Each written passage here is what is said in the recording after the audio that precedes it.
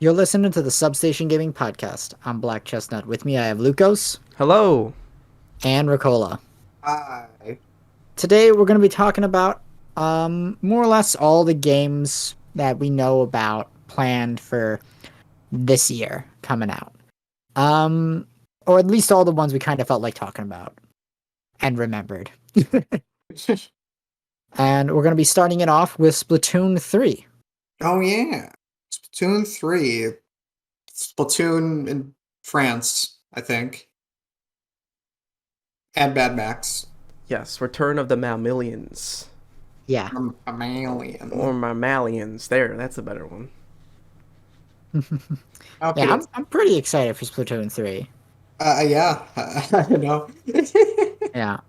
I'm a um, big Splatoon fan, so I'm really looking forward to the release of Splatoon 3.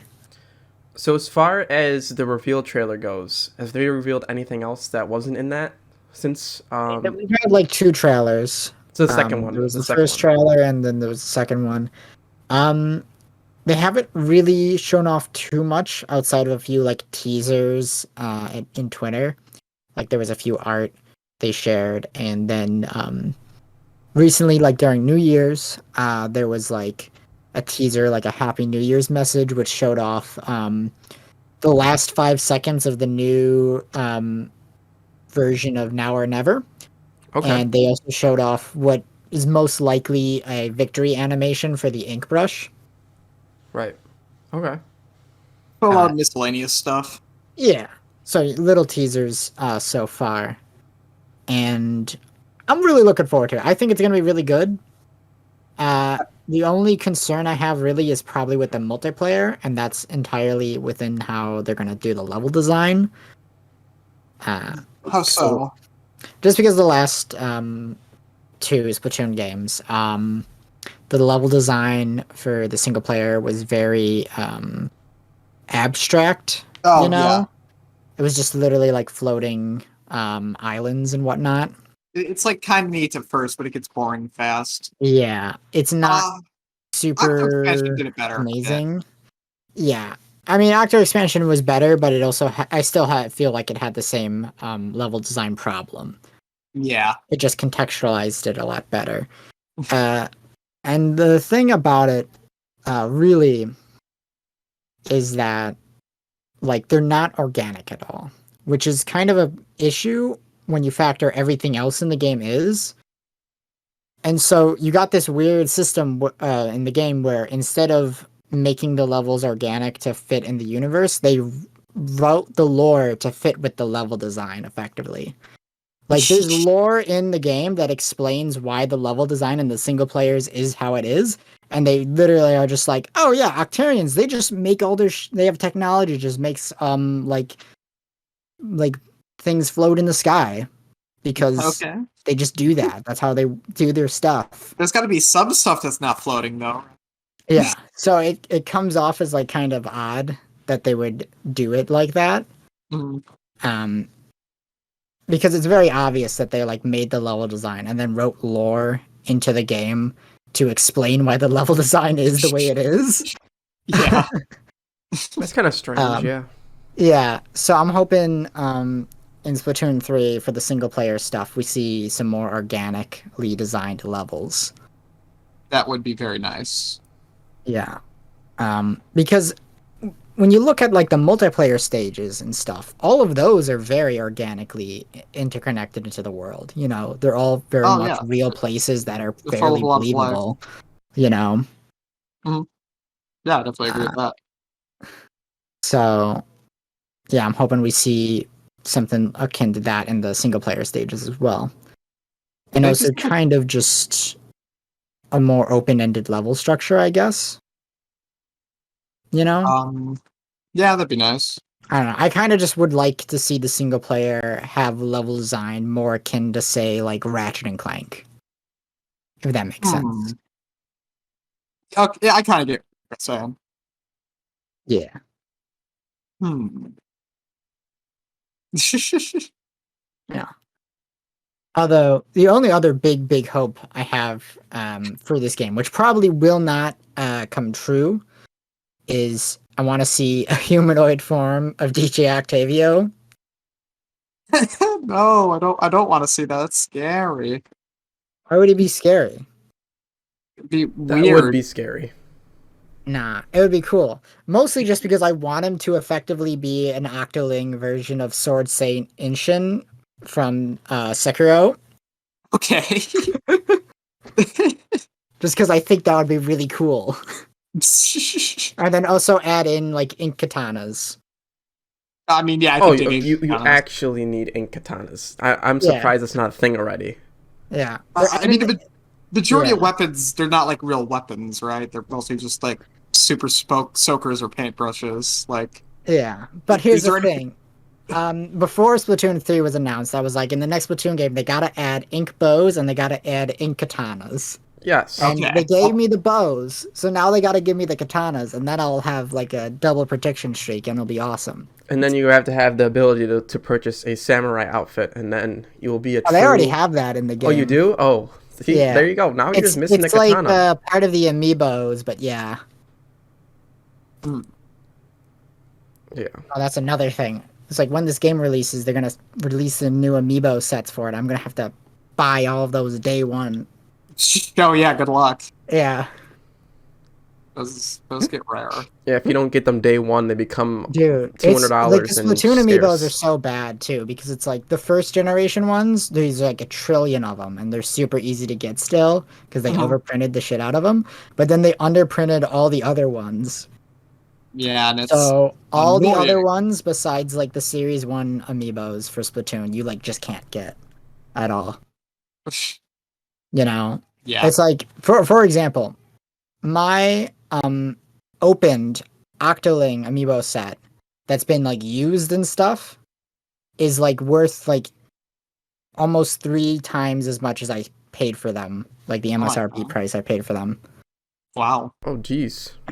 I mean, buying used Splatoon amiibos isn't even that bad of an idea, because especially now, right now, because it's like, okay, sure, they've already been used for Splatoon 2, and you can't get the outfits for them in Splatoon 2, but you'll be able to use them on Splatoon 3, even if Yeah. somebody else got them on Splatoon 2, which is why they're so expensive even now, you know? Mhm.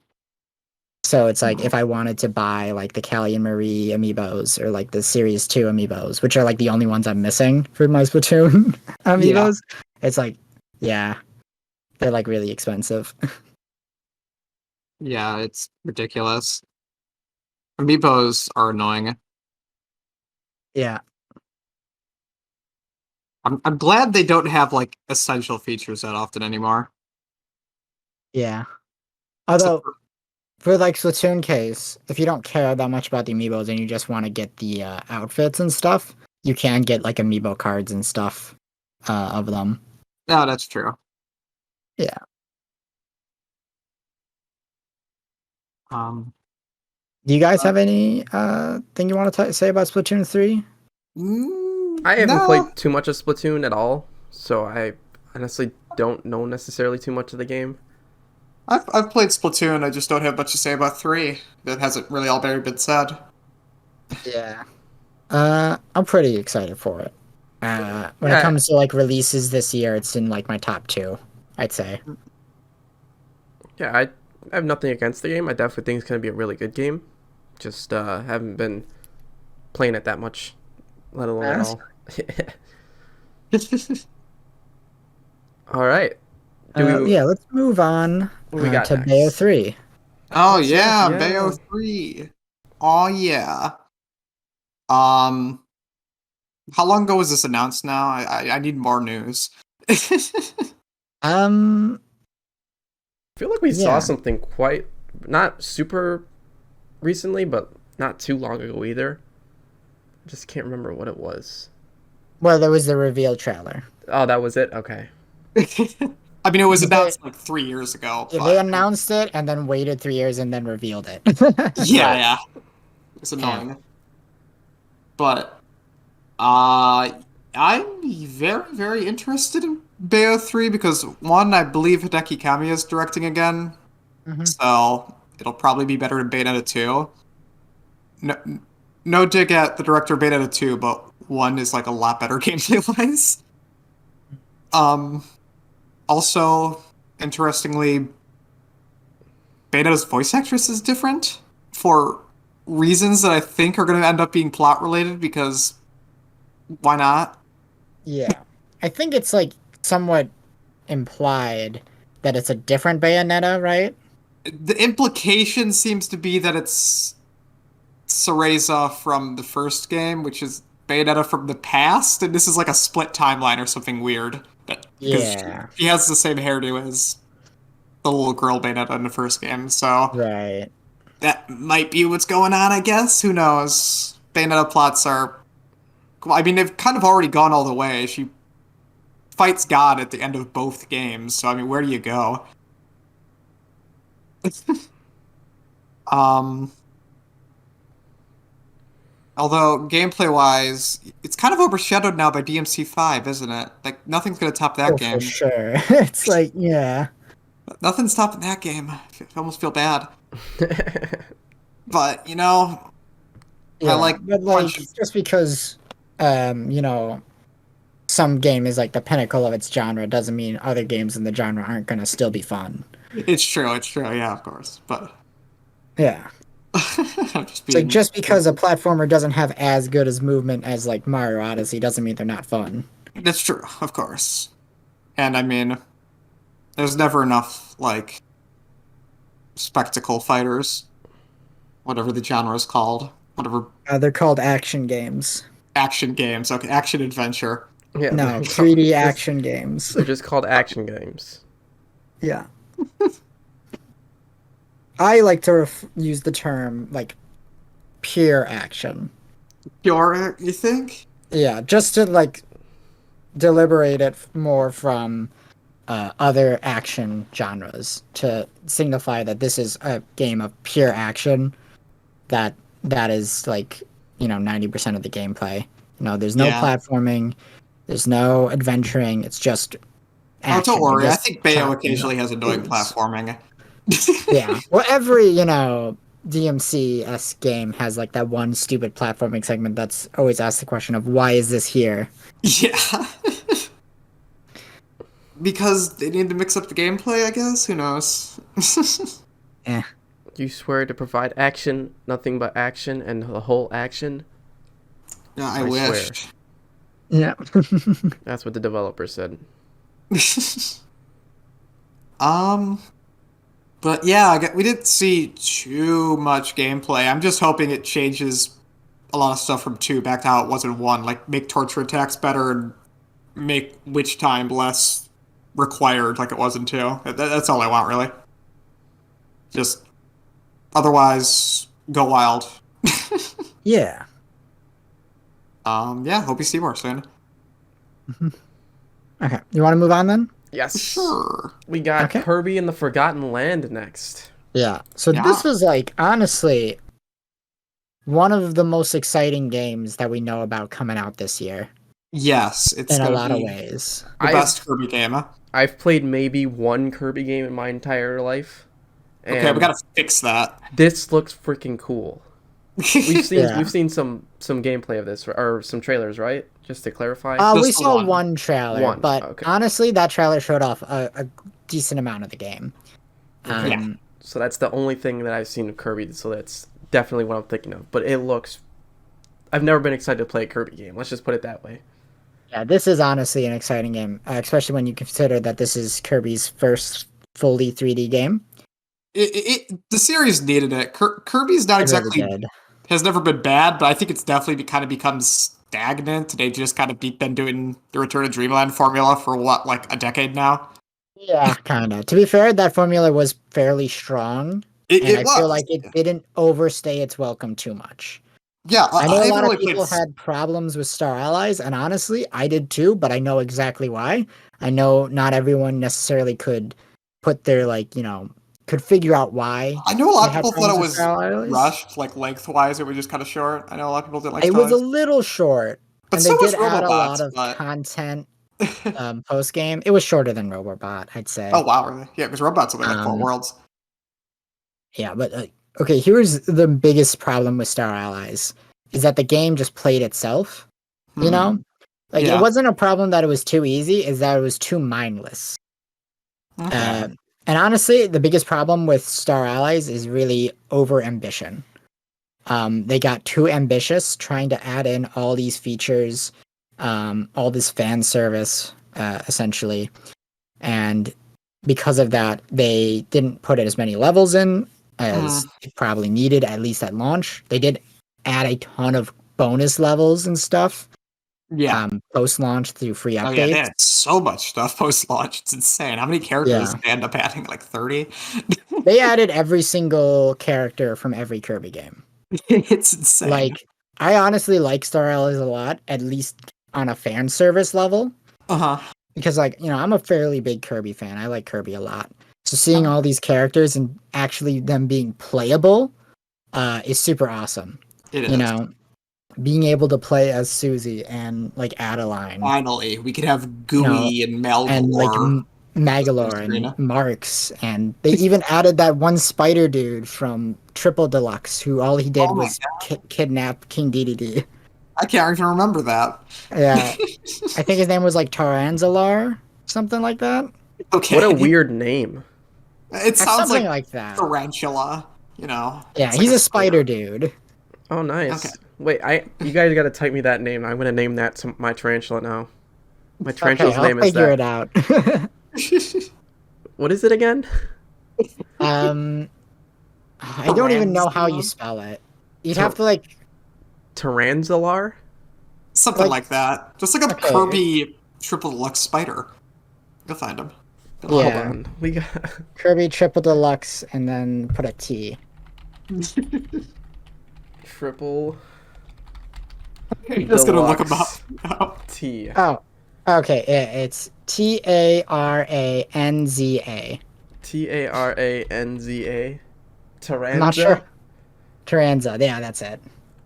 Taranza is my new spider's name. For any of you who are listening back to this, I have 2 spiders. One Kind spider. of looks like not going to Ralsei mixed with Muffet. The Tarantula? Yeah. Taranza and the Taranzala. Nobody very- remembers this guy. Oh, I see it. Yeah, I see it. Ralsei mixed with Muffet. Yeah. Yeah. Anyways, Back to more Kirby. To be fair, that wasn't off topic. We were still talking about Kirby stuff. Yes. I know, but I was about to go. I stopped myself. I was about to go into a whole thing about my spider.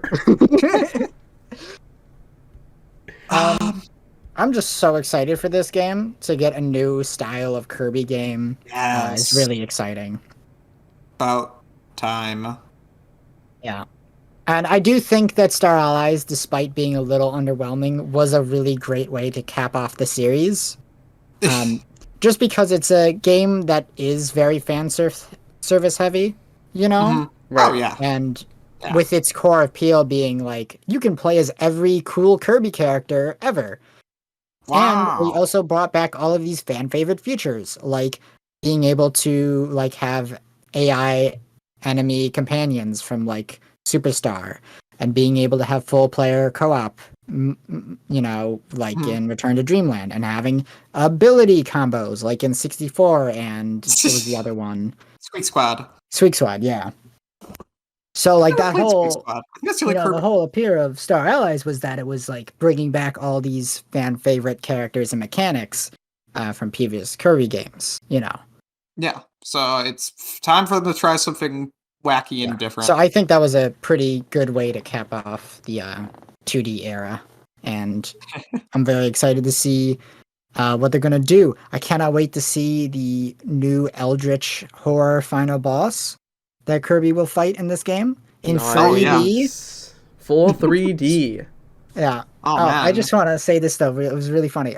There was like that one Arlo video where he was like predicting Nintendo's lineup for 2022, right? Okay. And he was talking about Kirby in the Forgotten Land, and he was like, the villain is gonna be some pig guy. Okay. And I just sat there and just like, damn, Arlo, you really do know nothing about Kirby. A pig guy. Yeah. I was like, what? Kirby Kirby's fights villains God. are not are weird you? cartoon characters. They're eldritch horrors. They're Cthulhu level threats. It's true. Literally, like, name one Kirby final boss that isn't like some eldritch horror that isn't King Dedede. Kirby in himself is an elder god. Yeah. He's like literally like, is he the last of his race, or is he just No. the only one Kirby, we know about? Because Meta Knight's a Star Warrior. oh, okay, yeah. Kirby and Meta Knight are the same species. So is Galactonite. I forgot Galactic Knight exists. He's technically from the future. He's real. He's totally not just Kirby from the future who went back in time to fight his baby self. Does it only Meta After Knight fight killing Galactic Knight? every being in the universe. Does it only Meta Knight fight him though? I don't know. No, you fight Galactic Knight as Kirby. Oh, I thought he only showed up in Meta Nightmare. I don't know. I haven't played Superstar in forever. Meta Knight, fight me. I don't know. There's tons of Galactic Knight fights. He's in like almost every game. Oh, is he now? Okay. I know there's like one for like Return to Dreamland. Maybe he was like hidden in there, and I just. He shows up all over the place. That's true. Fair enough. He's totally cool. random, but along with the pictures we get for these topics, we should also get a soundboard. We Just should. have I random agree. things It'd to be say awesome. for like have in the background of each game, just like a Meta Knight line or I a agree, Kirby that'd be line. Awesome. It'd be just kind of like a radio station. Just you're talking about something, and all of a sudden, just Meta Knight, fight me. Just as some comical relief. I'd enjoy that. I would enjoy that. That would be great. It's gotta be a Knight's so good cool. soundboard. I hope Meta Knight you can play as him in. You know, actually, I was wondering how they're gonna like balance you being able to jump and fly everywhere in a 3D Kirby game, because you just like fly to the end of the Very level. And... small ceilings. Okay, yeah, I guess I'm gonna have to do that. You know? Mm. I'm assuming they're gonna limit your vertical range. You can only jump up so high. Yeah, like 64, where you just get tired after a minute, maybe. Yeah.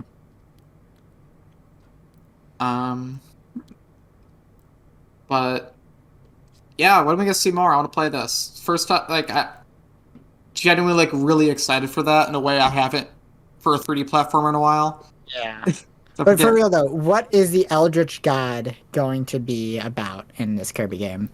I'm guessing time. They're gonna be a time god. The game is like Nier Automata, so it's going to be some sort of horrible robot that destroyed humanity. Well, they already did that in Robobot. Oh yeah. Oh, that was a capitalist robot. This is different. Nah, that was like a rogue AI. Okay. The capitalist robot was just the villain, and then the rogue AI took over Okay. after Susie failed to betray Holtman. Sonic lore is deep, man. You just said Sonic. That's even. I mean, funnier. that's also true. It's true. Sonic lore is crazy. They just gloss over to Space Colony Arc. They It was really built into did. They had that up into 50s in Sonic. What the heck? Crazy. I mean, like, I figure we haven't gotten a time god in Kirby yet, have we? I don't think we have. I mean, Milky Way dreams or whatever, they're shaped like a clock. Yeah, but that's different. They're like the sun and moon view. I don't know. They're different. Weird. They're not time based. They're wish based. Yeah. Yeah, I mean, like, think of all the like final bosses we've gotten for Kirby so far. We've gotten like the Nightmare, Demon, God, is a Fang. Nightmare. We got Circus. We've already gotten Marks, Clown God. Ooh, yeah, clown. We need more clown gods. That's an untapped market. That's a good one. Clown. I don't gods. remember which Kirby game he was in, but there was that one God of Death. Was that Amazing Mirror? Oh, man, I've never beaten Amazing Mirror. That game's hard. Not hard, but it's just like you get lost really easily. Yeah, because it's a Metroidvania. It's a Metroidvania. It's a nightmare. Yeah. But what is 02? What even is 02? The fully evolved form of the dark matter, Okay. right? What's the dark matter? I don't understand Kirby lore. Oh god. I don't remember what the dark matter is. They keep changing it too. Like Star Allies added like a bunch of like changes to the lore. Uh-huh. I just kind of ignore them and pretend they don't exist. Okay. You know? But yeah, my guess for the final boss is going to be some Eldritch Time God. Sure, that'll be fun. Yeah. Every Lovecraft story is in the public domain now, so let's just have like Nyarlathotep. I want Kirby to fight him. That'd be great. Yeah. Oh, that would be that dude's scary. That dude's scary looking. I don't think that's too dark for Kirby, don't you think? No. Oh, come on. Look, Haven't you ever seen the final boss of 64? Yeah, 02 weeps blood and attacks you with it. Oh, Yeah. that is pretty gruesome. Kirby's like somehow gets away with like probably like C ratings despite this shit. Yeah. Like Void Termina, which was the final boss of Star Allies. You know. Yeah. I don't know. Okay. Still, that I still need to finish Star Allies. I own it, I think. Oh, the final boss is really good. It's worth it. Oh, yeah. But yeah, Kirby. I mean, Kirby's final boss tracks are always amazing. Kirby's It's worth soundtracks in playing through a general Kirby game just for the final boss, usually, despite the fact that it always turns into Star Fox for some reason. That does keep happening. Yeah.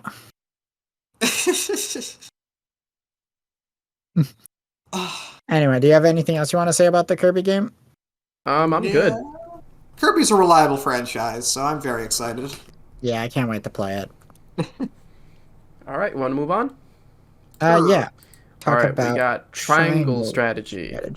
Did they take the project out of the name and just named it Triangle Strategy now? Yep. Same They did thing the with same thing with Octopath Traveler. Octopath. Yeah. Just like, we've already marketed it so much with this name, we can't change it now.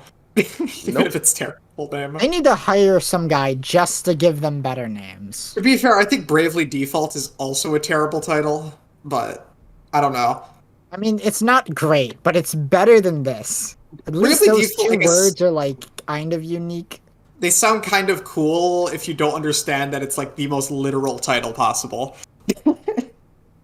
It would be like... Here's the thing. It could have just been called... You know, I'm pretty sure the original title was going to be called, like, Final Fantasy Bravely Default. I'm surprised they didn't attach Final Fantasy to that game still. They didn't because they wanted to sell it as its own IP. Fair. Which has probably hurt its sales more than anything. I mean, I know they didn't actually expect Bravely Default to sell, but... Yeah. But anyway, Triangle Strategy. There's other tactics games I'm more interested in this if I wanted to play a tactics game. I'm somewhat interested in it, if only for the fact that it reminds me a lot of Final Fantasy Tactics Advanced. Yeah. The HD 2D's looking better. They're making it look a lot nicer than they did in Octopath. It does definitely look better here, but I feel like that's mostly because smaller sprites for the characters just work a lot better in tactical RPG setting, you know? Yeah. I like these type of more simpler games. sprites. Yeah. I like these kind of games, and definitely the visuals are standing out for me. Yeah, I think it looks more than good enough. Maybe not necessarily good enough for a $60 price tag, though. Yeah, I don't know. Is it going to be $60? Yeah. Yeah. Octopath was. I'd feel like Octopath was a bit expensive for what it was offering, honestly. Yeah. We don't have cheap portable RPGs anymore. Because the Switch is like cheating because it's technically a home console. They can charge $60 for niche games now. Yeah. Like, I don't need them to look like ultra good, like Final Fantasy VII Remake graphics shit, you know? Oh, yeah.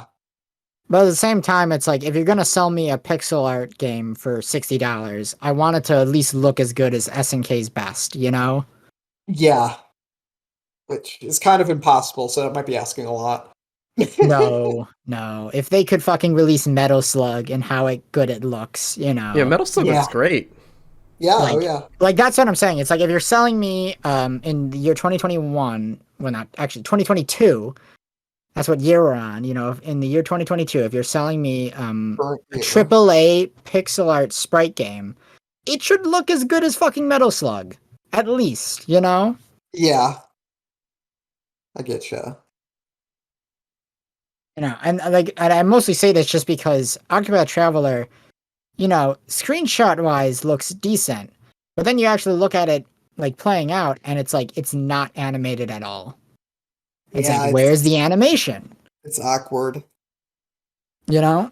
And also the depth of field is like ugly, like everything's like blurry. Yeah. And there's just a bunch of bloom effects that try to make it look good. Yeah, It doesn't work that way. yeah, I mean, if it was cheaper, then maybe you could get away with that. Just be like, That's okay, the you know, thing. it was like It's 30 mostly bucks. because like, yeah, if it was like an indie game or cheaper, that'd be like, oh, this is a gorgeous looking indie game. Yeah. You know? Yeah, but But since it's a AAA release from Square Enix for $60, and it's like, you don't get to, mm, you need to step up your game. it's like I kind of feel like the sprite work in Axiom Verge 2 was better, and that was a one-man project that it was sold for like what, 20, 25 bucks? You know? Yeah, I think indie game graphics actually tend to look better than more like games like this at this point. Like Hollow Knight's has what, like 2 people working on it, and it's like the prettiest game ever. Yeah, Hollow Knight looks great. Yeah. It's kind of crazy what like 2 people can get done compared to an actual. Was it 2 or 3 people? How big is Regardless if it's Like 2 or 3. 2 people plus the third one is helping. I think it might Okay. be 2 developers and 1 composer, I think it is. Regardless of that, 2 to 3, I 2 think that's or what the team 3, is. compared to a whole dev team that Square Enix probably has, Yeah. and they are getting blown out of the water by In like a lot of ways. how many people are typically on a dev team at a company? You know, like maybe 10 to 15 people, Yeah. roughly in that area. Depends on the game. That would be like the minimum, and that would be a small team. Yeah, exactly. So like It's usually closer to 80 to 100. exactly. Oh wow, I was way off. Okay, 80 to 100. Okay, exactly. My point. Just even further, my point. Square Enix is probably within that range of like 80 to 100 people on a game. Yeah, obviously we don't know how many like direct developers are working on this project. You know, it could be closer to maybe 50 to Right. 60. Like, this isn't a huge budget game, Triangle Strategy. So yeah, it's weird. It's $60. Like, yeah. Hey, but if it ends up being like Hollow Knight and the visuals are great, the gameplay is great, everything about it I is do just think screaming. this looks a lot better than Octopath Traveler, but it's also one of those things where it's like it looks fine for what it is, but it's also like selling itself as a $60 title. It just I could it say needs to think provide. the art style is fine, but you know, it's also one of those things where Octopath Traveler had more problems than just its art style being arguably ugly. Yeah. You know, and that's also once again a subjective taste. Exactly. Because some people are going to look at this and think it looks gorgeous and it's fine for $60, and other people are going to say it looks like shit. You know, I think, like for example, I really loved how Bravely Default 2 looked for the most part. Obviously, I didn't think it was perfect visually, but for the most part, I really enjoyed it. I liked the art style. I liked the pre-rendered backgrounds for the towns. I liked the character models. I liked the chibi art style. I think they did a fairly good job on it.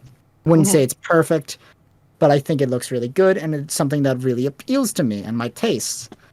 And I know most people think that game kind of looks a bit ass, you know? And I can't really argue with them, you know, on that front. It's because they're not entirely the wrong. noses because Oh everyone yeah, loves the Bravely, noses are pretty bad.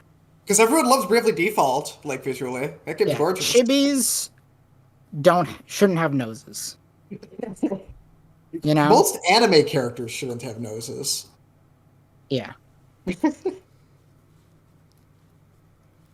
But like at the same time, and it's like my biggest concern for Triangle Strategy is not that it's gonna look too ugly to be worth $60 though. It's honestly that it's gonna have really shitty writing. Right. You think? I'm pretty worried about that because the writing in Octopath Traveler was so all over the place and very inconsistent that there was just Yeah. tonal whiplash Yeah, at I've every only minute. played the demo, but like comparing the dancer one that you got to play to like the Swordmaster, it was like two completely different games. Yeah, night and day. Which I guess is part of the gimmick, but also What the hell? And just like still. a moment to moment dialogue and writing was very inconsistent in terms of quality. You know, some dialogue exchanges were fairly decent, others were arguably downright terrible. Yeah. And since I know it's the exact same team, I'm a little worried about that. Yeah. Especially since they're going with this whole branching story path.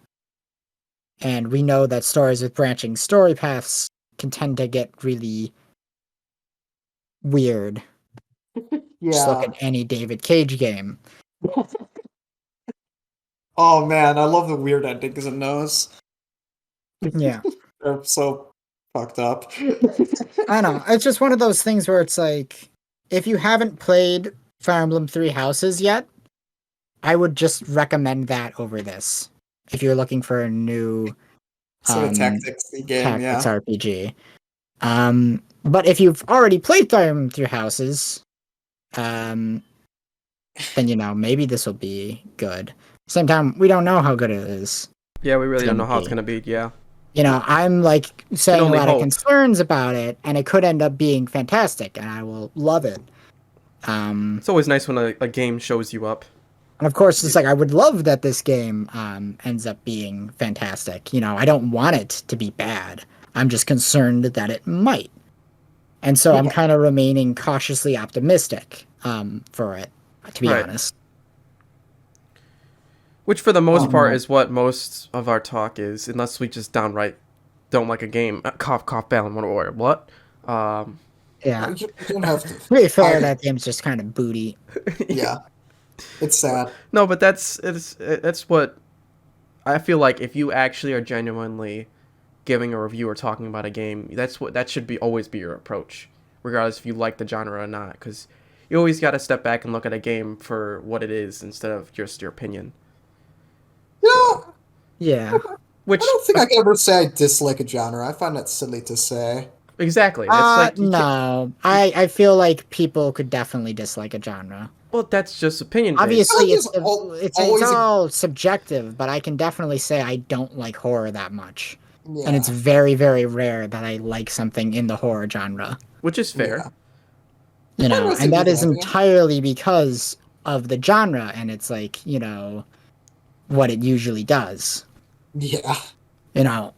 I can definitely say I don't think I've enjoyed a single horror movie ever. I don't think they're meant for you to be enjoyed. They're meant to scare the shit out of you and make you like not Exactly. sleep. That's why I don't like the genre. I don't find it appealing. It's But at the same time, I like dark content. Yeah, yeah. I just don't like horror because it's like I don't want to feel scared. The I'm already scared enough in real life. Why would I want to consume media to make me feel scared? I'll consume media that make me feel bad. Oh, yeah. On a side note, though, it's always amazing watching old horror flicks. No, old horror could still be freaking terrifying. You're just not watching the right stuff. Go watch. I know, but Nosferatu. Ricola is a firsthand. Scream is hilarious. Scream is half comedy, okay? Yeah. Still was like one of those OG horror flicks. Not really. It's not that. It's not that old. It's still I see it everywhere talked about. Well, yeah, but that doesn't make it like. It came out like almost classic. 100 years after like the first horror movies. Yeah, it's not that old. Like, when did it come out? Scream's Like, more of a reinvent. I mean, Scream's a reinvention of a lot of stuff. Like it's. I mean, that's fair. Anyway, But yeah, let's get back on topic. yeah. speaking But, about like, genres, and we were speaking about tactics games. We have Yeah. another tactics game. Oh yeah. yeah, Advance Wars. Oh snap! Remakes. Yes, Whoa. sir. I've never played Advance Wars, but I hear a lot about it. Mostly that it's the reason that we got like Fire Emblem and that's all everyone talks about for some reason. Yeah. Well, when people talk about Advance Wars, they're like, "Oh yeah, Advance Wars." They were like, Nintendo was like, "We can localize this. It's like military and guns. Americans love that shit." And then it did really well. And then they're like, "Maybe Fire Emblem could work." I still don't understand why they didn't think Fire Emblem could work in the US. I mean, I guess they thought it was too anime. I don't think Fire Emblem's even that anime, really. Like the art style a bit, like what they said was like that they thought Americans like just their taste. They just didn't enjoy like that sort of like strategy game. Which is really stupid because Warhammer was always super fucking popular. Yeah, I know. Like, you look know, at freaking like StarCraft or Warcraft. Those sold what, like a quadrillion copies in the 90s. yeah. So it's just a really weird. It's just a weird Yeah. Nintendo being Like, they could have Nintendo. easily marketed it and pushed it in the West. You know, they could have just been like, Oh, yeah. all they have to do is change all the anime artwork to more Western, like medieval fantasy art style, and just be like, you know, it's like D&D mixed with, you know, like Warhammer. Yeah. That'd be sense. interesting. You know, and just market it like that and be like, you're the tactician of the greatest medieval war ever known, you know, and to have a commercial like They that go beat up a with dragon. a bunch of like, you know, dudes and like armor and stuff, like how they would market Zelda and shit. That would be actually kind of cool. Not gonna lie. Like that they sounds could have really totally cool. marketed Fire Emblem. They just didn't The choose only to. American Zelda marketing I know about is the "Whoa, look at those graphics" commercial. It's the only Zelda one I remember. Yeah. I don't know. There was like a really cool Wind Waker commercial I remember. Probably, yeah. It was really funny because that commercial was like very like stylistically the opposite of Wind Waker. So what, did they make Wind Waker edgy somehow? Yes. It was like the lighting was all dark. It was Zelda talking about a grand adventure, Okay. all to save her. And it was a commercial for Wind Waker. It's not even like Wind Waker's about. Yeah. But It's probably a good idea to market it that way though. now I understand why people were so upset at Wind Waker when it came out. I'll have to like show you the commercial. I'll like find it and stuff. No, yeah, but anyway. Advance Wars, Fire Emblem, tanks. Yes. I don't know. Kind of got a anime art style vibe.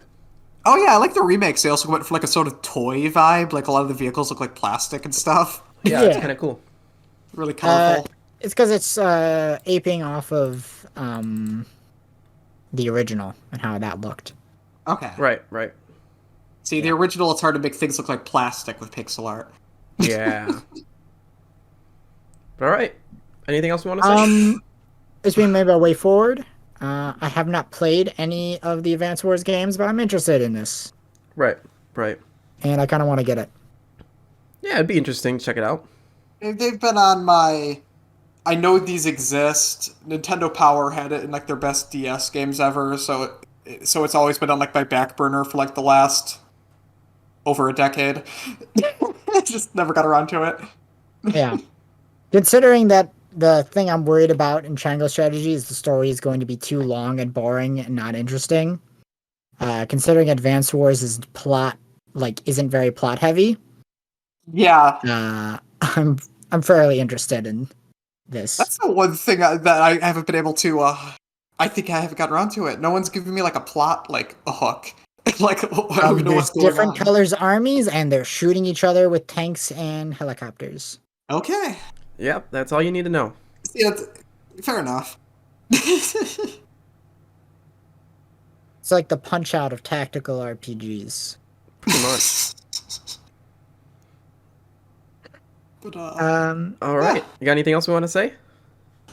Not really. I guess we can move on.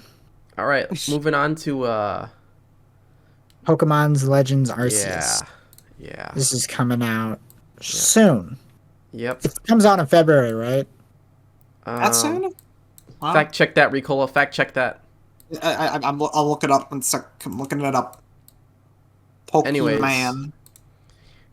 Let's just admire this semi. Oh, wait, I think it might be January.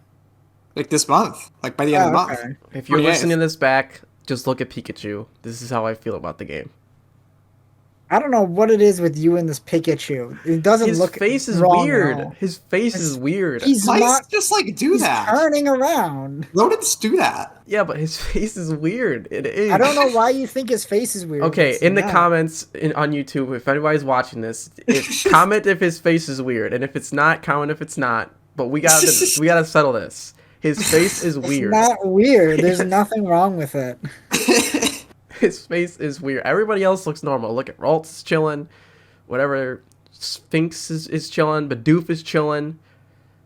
But Pikachu, he's just looking all weird. He's turning his face towards you. See, it's just Pikachu. You're so used to him being like completely on model. Him being slightly different is, I think, just screwing with your brain.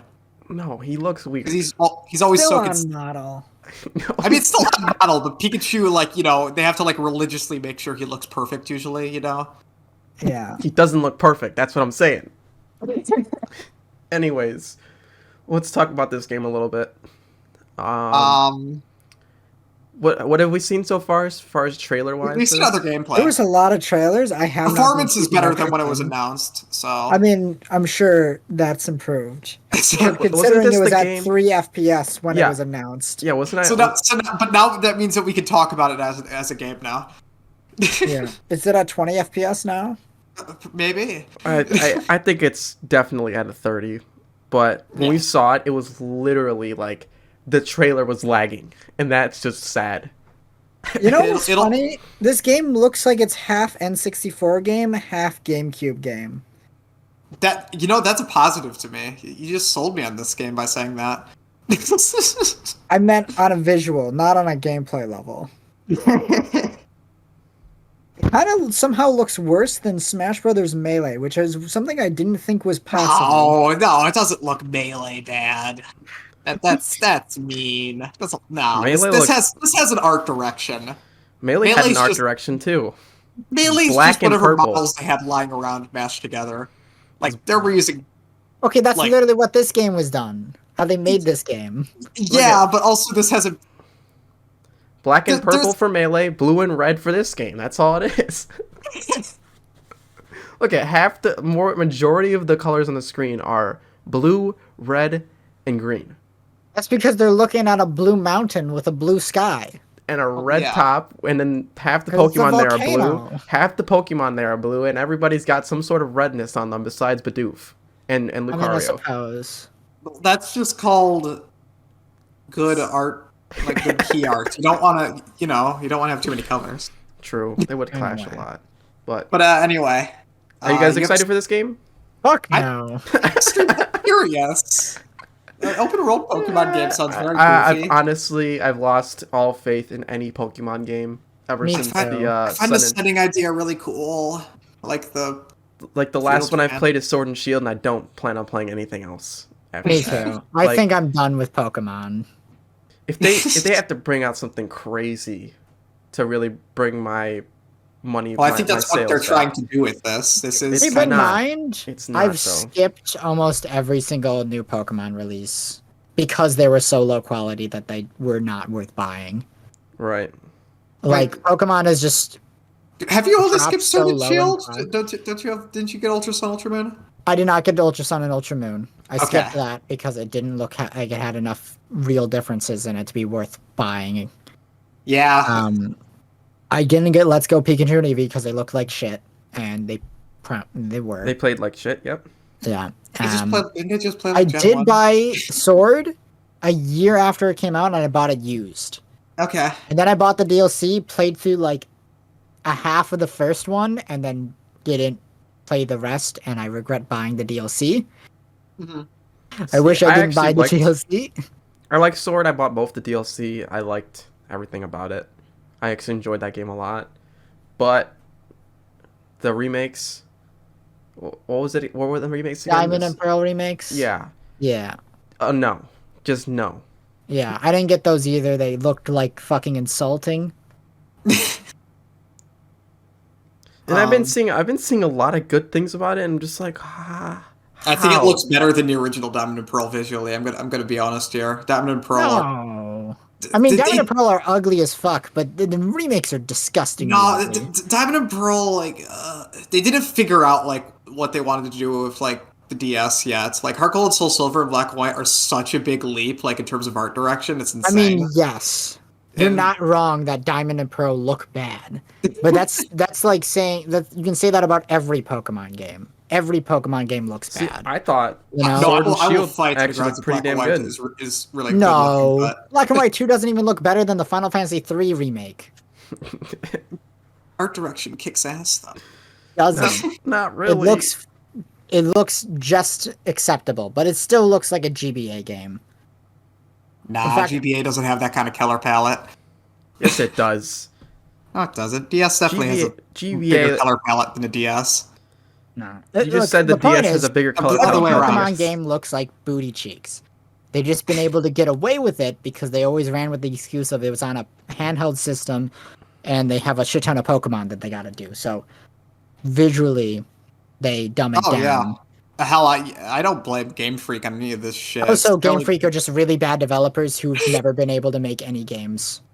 What other Game Freak games are there? Remember Tembo the Badass Elephant being pretty cool. Yeah. I mean, considering most of their other games that aren't Pokemon aren't that good either. And then you also factor in the fact that the Pokemon games are made in very Harmonite was Washed Harmonite was Game conditions. Freak? Huh. Yep. I liked Yeah. Harmonite. I didn't realize that was Game Freak. not every one of their games is bad, but Majority of their games are bad. See, Yeah. well, they only like all they're you only have to do is allowed look at like Little Town Hero, and then you can be like, yeah, they're only allowed to make like one non-Pokemon game a decade. Yeah. it's true. And then they're shitting the bed on the Pokemon games now, so they're gonna have to start Yeah. upping Because their game. Nintendo and Pokemon Company probably give them like a 3-month development cycle on this shit. That's no excuse. It's not an excuse, but when you consider that, like Game Freak themselves are 1/3 of the Pokemon Company, and they own a majority share. Like the Pokemon Company is effectively Game Freak, plus Exactly. Nintendo, plus Creatures Inc.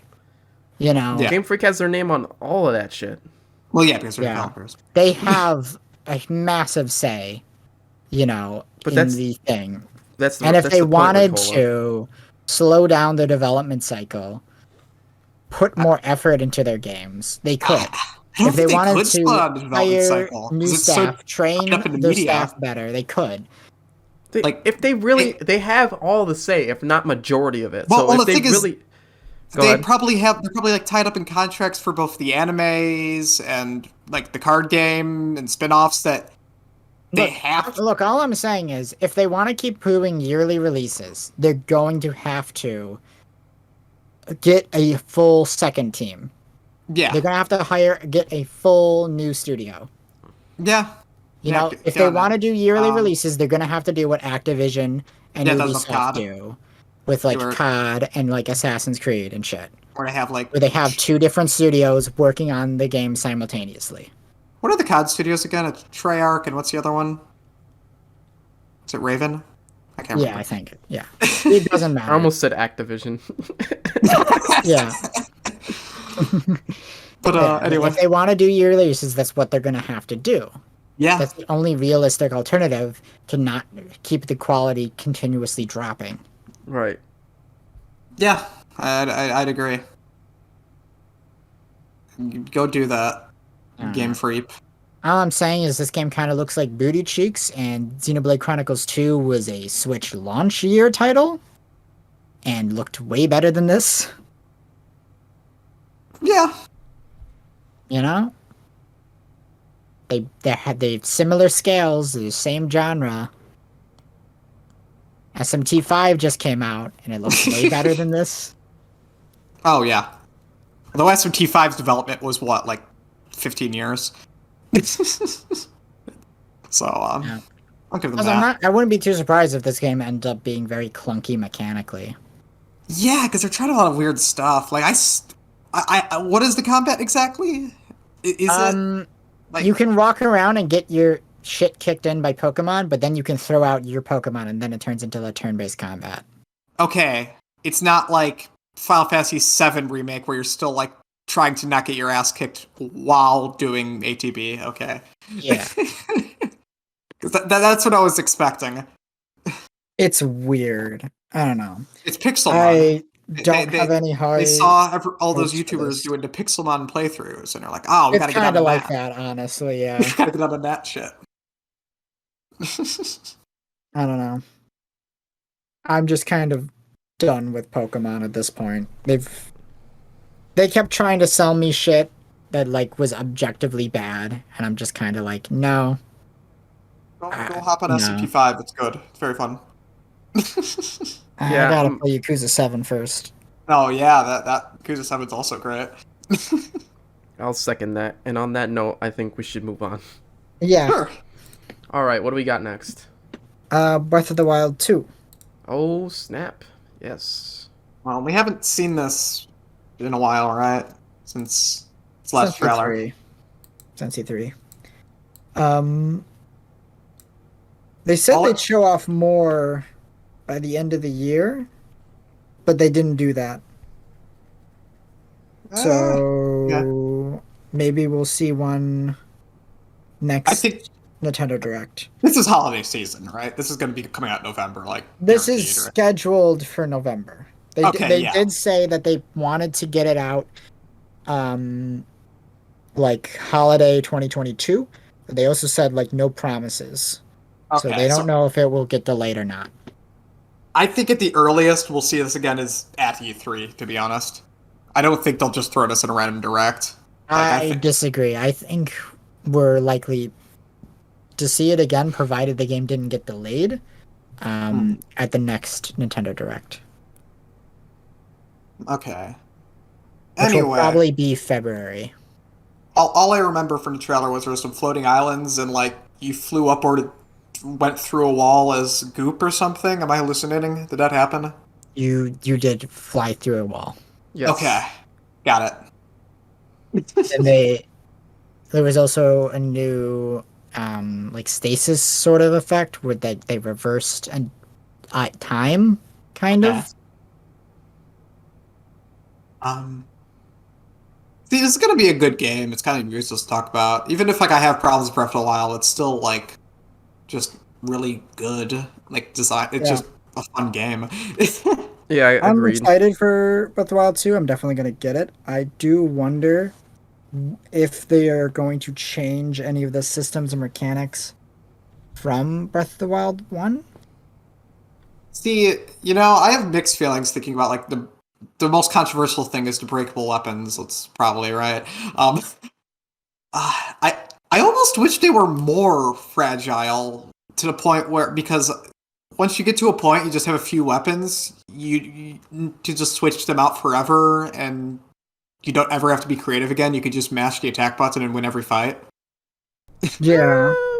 But the problem with that is not because of the weapons, it's because of the health and armor system. Yeah, that's true as well. Yeah. I kind of like that factor though, that you can't just mash buttons and win any battle. No, you can mash buttons to win any battle. I didn't That's get my that. issue. I didn't get that. At least towards Clearly the mid-game. didn't get over leveled then. Yeah, like I was going out having fun finding shrines, and it's like, oh, I'm not Yeah, once you challenged get by to anything late anymore. game, when you get like really good armor and you have a full inventory full of full healing items, you're basically fucking invincible. And at that point, it's not even worth fighting enemies because consuming weapon durability is not worth the reward you're going to get from them. Yeah, Which you usually either won't have any room for anyway, or will be worse than what you had before the beginning of the encounter. It's fair. see, like, of course they need progression and stuff, but I'd be fine if maybe by like the end of the game you're still like a glass cannon or something. Like, I don't know. Well, the problem is that the armor is too effective. Yeah, And the healing is instant and you can carry too much of it. yeah, If it had a Minecraft system where armor was less effective, but still very much needed, Mhm. and then the healing wasn't instant. You had to like do it in real time, and it only gave you a regen buff as opposed to instant healing. And if you wanted instant healing, you would have had to go out of your way for something more special, like a fairy, or craft an actual potion, as opposed to just the food. And you would implement a hunger bar that could potentially fix the problems. I'm still shaky on a hunger bar. I think that could really hurt just the exploration. But No, I think it would help the exploration. I, I can't name a single game that's a hunger bar well that isn't a straight up like more hard survival game. I don't know. Minecraft. Well, yeah, Minecraft almost punishes you if you explore too much because you'll get lost and never find your house again. Especially with the new Caves and Cliffs update, you can get. Well, that problem doesn't exist in Breath of the Wild because you don't have a home and you can fast travel. Exactly. Yeah, but then The whole hunger's point is to just scroll around. You get food all over the place in Breath of the Wild. It Yeah, would actually give you more incentives to make more food, to kill more enemies, and then eat more food more frequently. Yeah, and the whole brewing, the like actual making certain foods with certain items in the game actually adds a nice. Because like with Minecraft, you got your basic stuff like wheat. You just kill animals for beef. I You would know- say this isn't like necessarily like the ultimate solution. I'm just saying it's like a solution that they could do. You know. Yeah. But either way, yeah, it's Breath of the Wild 2. It's gonna be good. Look forward to it. Everyone will saying that begrudgingly. I don't know why. I don't know why either. Yeah, I think to a point, Breath of the Wild gets a bit too overpraised. I agree. It's a I little think it's a very overpraised. polished game, but a lot of people act like it's like The best game in the did world. something really unique when it's like It's just it another doesn't do open anything world game. that special. It's the Far Cry formula, pretty Yeah, much. well, the thing is, like, let's be real here. The big special important thing that Breath of the Wild really did was all surfaces are climbable, Yeah, that's fun. and the paraglider, which to be fair is literally just the Deku Leaf from Wind Waker, Yeah. put in an open world setting. And those are like the two Assassin's really Creed big 2 has things. paraglider. So Yeah, an open world game did that first before that, so exactly. yeah, Zelda just So- got to climbing. Yeah. And like that's the really big thing. But like the other really big thing is just that it has really good fucking open world level design. Yeah, it's very polished. Like the world design's like, wow, pretty. Like just running through the world is really fun. Yeah, you see cool stuff that's not, I don't know, Skyrim NPCs giving you quests. Yeah. You actually see cool stuff. Now, Breath of the Wild is a really great game, but I don't know if I'd say it does anything ultra unique or ultra like revolutionary, you know? Yeah, it's just the polish that makes the game. And that's It's fine. not like GTA 3, Yeah. you know? Yeah, it's not mixing up the open world formula at all. And I do kind of agree it gets a little overpraised. Like, is it an amazing game that should be on like a top 100 best games of all time list? Sure. Well, yeah, Does it's it a Zelda deserve to game. be in the top 10? I don't necessarily know. I mean, a lot of people I see are listing it at like number 1, like greatest games ever. And if it's like your favorite game, I'm not going to argue with you on that, you know? Of course. But yeah, I'm not sure if I would agree Same. completely. But I am excited to see what Breath of the Wild 2 does and improves and adds on to the formula. Yeah. Then let me go run around. More and kill crap. importantly, it better have a better fucking final boss this time. The final boss in Breath of the Wild was kind of booty. Yeah, it was a Um, little too easy, my opinion. Yeah. Especially Trying if to you think got if you Especially the fought it second without the divine phase. beasts and played through the whole game, it's still easy even if you don't get the divine beasts. But if you do get them and beat the game and get the master sword, master shield, or Hyrulean shield, Yeah. it's still just like you're fighting. What's the track record on good Zelda final bosses? Like, Twilight Princess is a good one. Oh, yeah, that Ocarina of one's Time's cool. pretty good. Ocarina of Time's Wind Waker's final boss is really great. is it? I don't remember. Yes, I yeah, it remember it being is. really easy. Okay, it's not that hard, but nothing in Wind Waker is that hard. Oh, I mean, it's cool that you stab him in the forehead, but I can't remember anything else about it. Nah, it's awesome. I dig Um, I dig Skyward Swords just because you fight a giant army of bokoblins, then you get to fight Girahim, and then when you fight Demise, it's like a puzzle while you're fighting him, and then the second the puzzle clicks, you feel like a badass. So the final boss is good just for that. sure.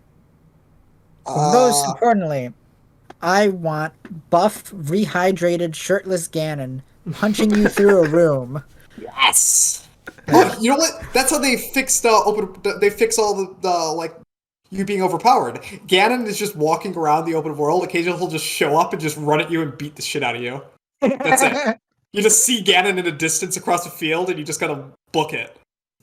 That'd be great. The final boss is a roaming enemy. Yeah. Oh, that'd be awesome. Yeah, and you gotta. It's like Mr. Shakedown. Yeah, all you have to do to beat the game is just kill Ganon once. But he's so roaming around the ridiculously world. powerful that you gotta go around and like prepare. That'd be really cool. Someone go do that formula.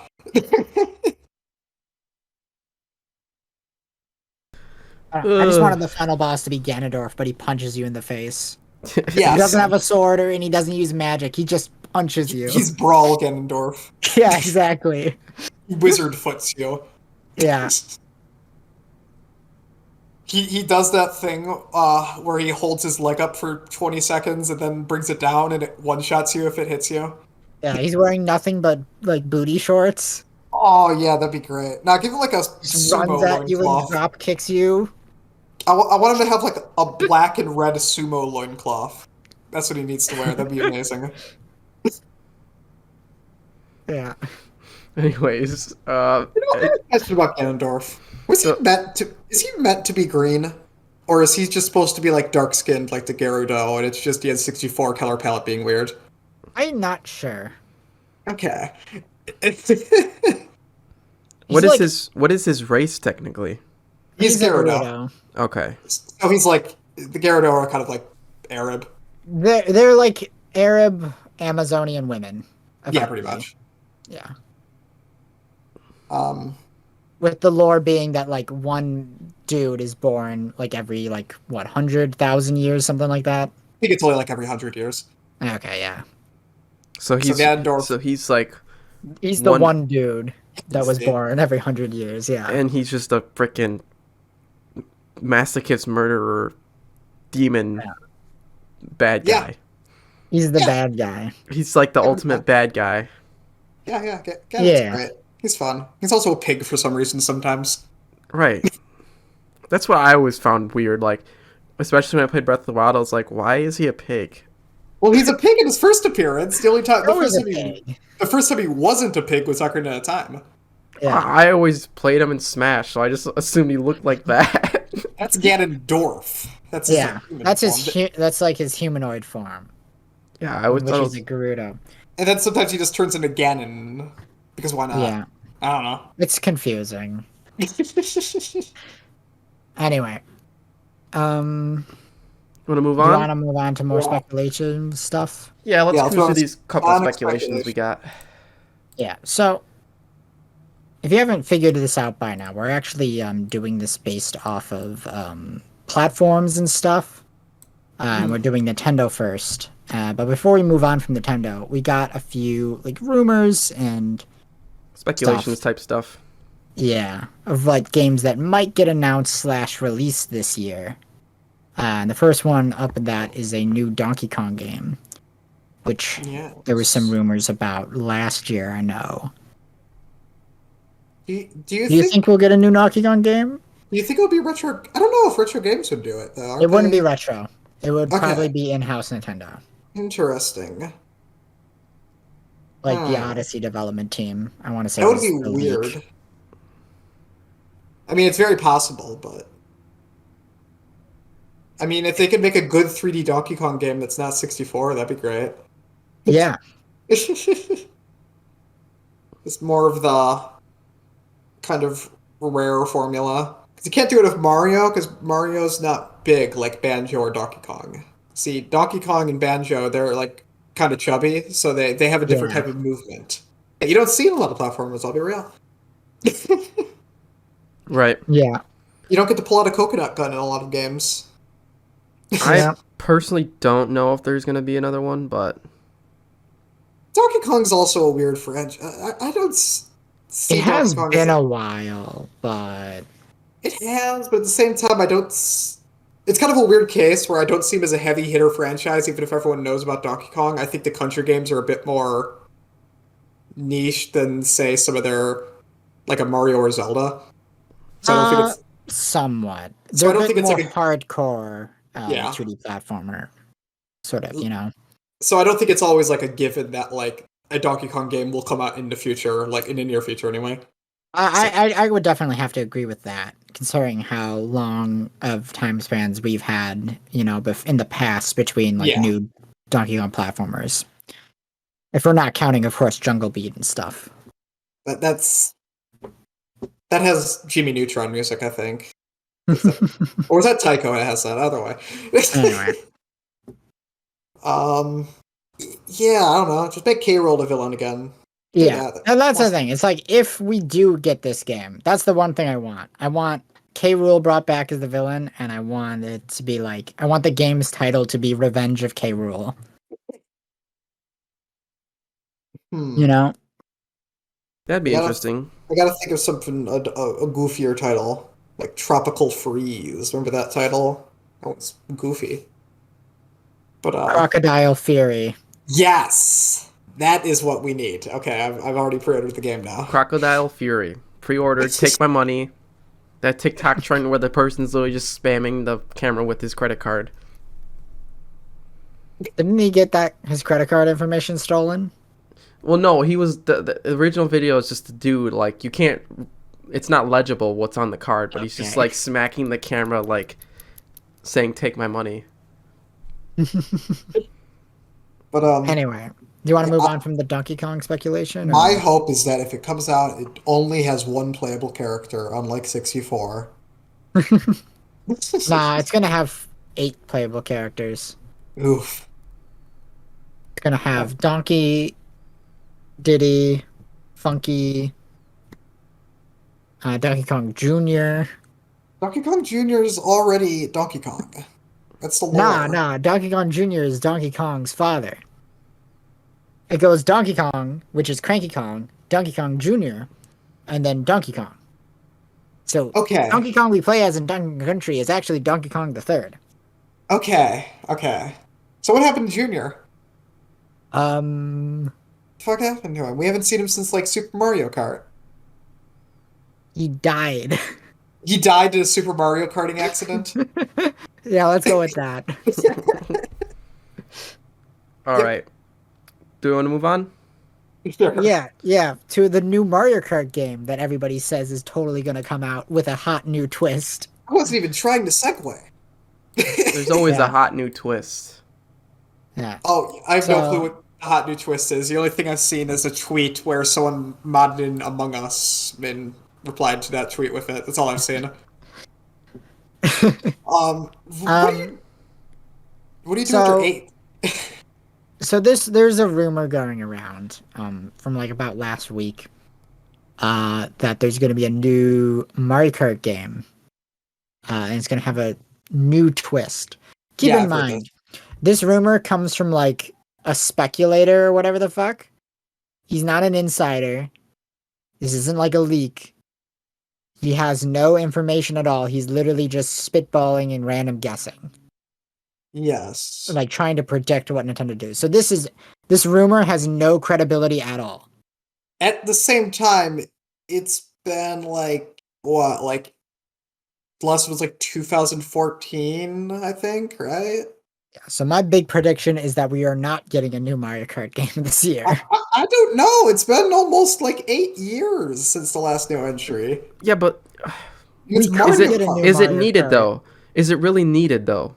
I can dig it. I like Deluxe, but I don't know. Something new would be Well, nice. What's Okay, going to here's be the new big about it? What's going to be problem. new about it though? That's Here's the new the big choice. problem is that it would be really hard to sell the average consumer on a new Mario Kart game. Like big Exactly. Mario It's Kart fans, I'm sure will be down for it and they will buy it. But the average consumer will probably be like, I already have Mario Kart 8 Deluxe. Why should I buy a second Mario Kart game for this console? See, I think Mario Kart is in a certain league where it could completely surpass that. Like, what? Mario Kart sells like 1 billion copies every time, like even on Wii U. Like, I don't know. That's true, but I feel like Deluxe is, putting so much effort into a new Mario Kart game that is going to get cannibalized by its own predecessor isn't really necessarily the greatest investment, yeah. considering how much resources they usually put into the releases Rather for than something that would give probably minimalist returns on investment, especially when it's a harder sell, considering how jam-packed 8 Deluxe is with content. You yeah, know, if you're a new Switch buyer and you're looking at Mario Kart like 9 compared to Mario Kart 8, and Mario Kart 9 will probably release with your average Mario Kart content, 8's gonna have way more.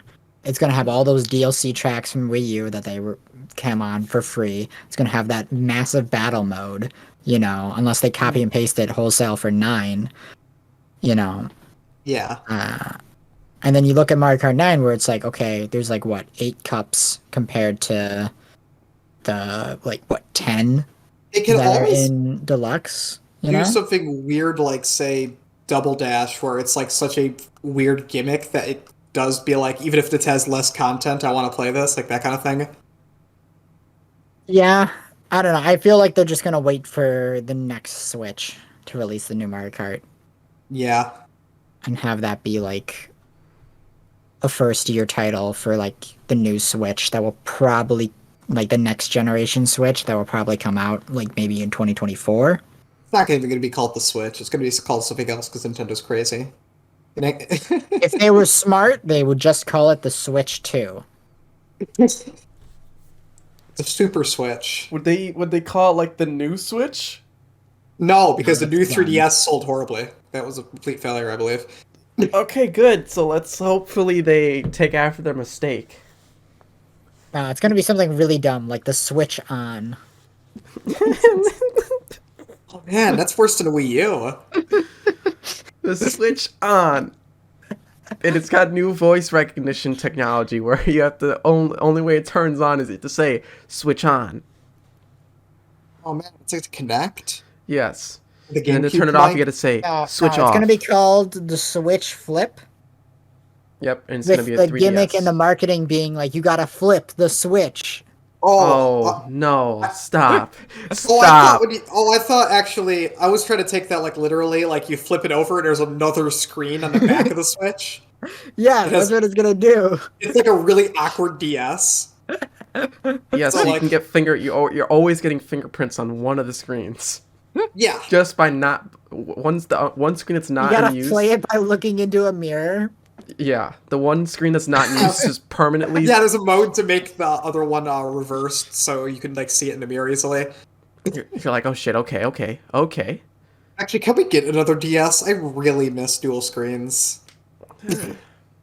No. Well, hard That's would what have, the Wii U was. Yeah, and look how that went. and I like the Wii U. It's just no games used its gimmick after the first year. Yeah. We got the Switch now. The Switch is better in all aspects. Just put another screen on top of the Switch, and I am. Then it'd be great. way too big. I don't just- have a second TV on top of my TV. It wouldn't work. Yeah, and then they'd have to remodel the entire dock to go in dock mode. Well, they probably would. I think if we get a new console, it will not be a straight up Switch Pro. I think it will be a full on new console. Well, yes. Nintendo Probably doesn't. be backwards compatible though. See, but Nintendo at this doesn't point do in like the time, pro stuff too often. at this point in time, for a consumer like me who has the OLED model already, I'm not buying a new console from them anytime soon. Like, I am Yeah. not going to want to buy a new console in the next 2-3 years. Yeah, but like if the new console comes out on say 2024 and it's a next gen Switch, I think it's a total If it's possibility. a next gen this year Switch, we could see maybe.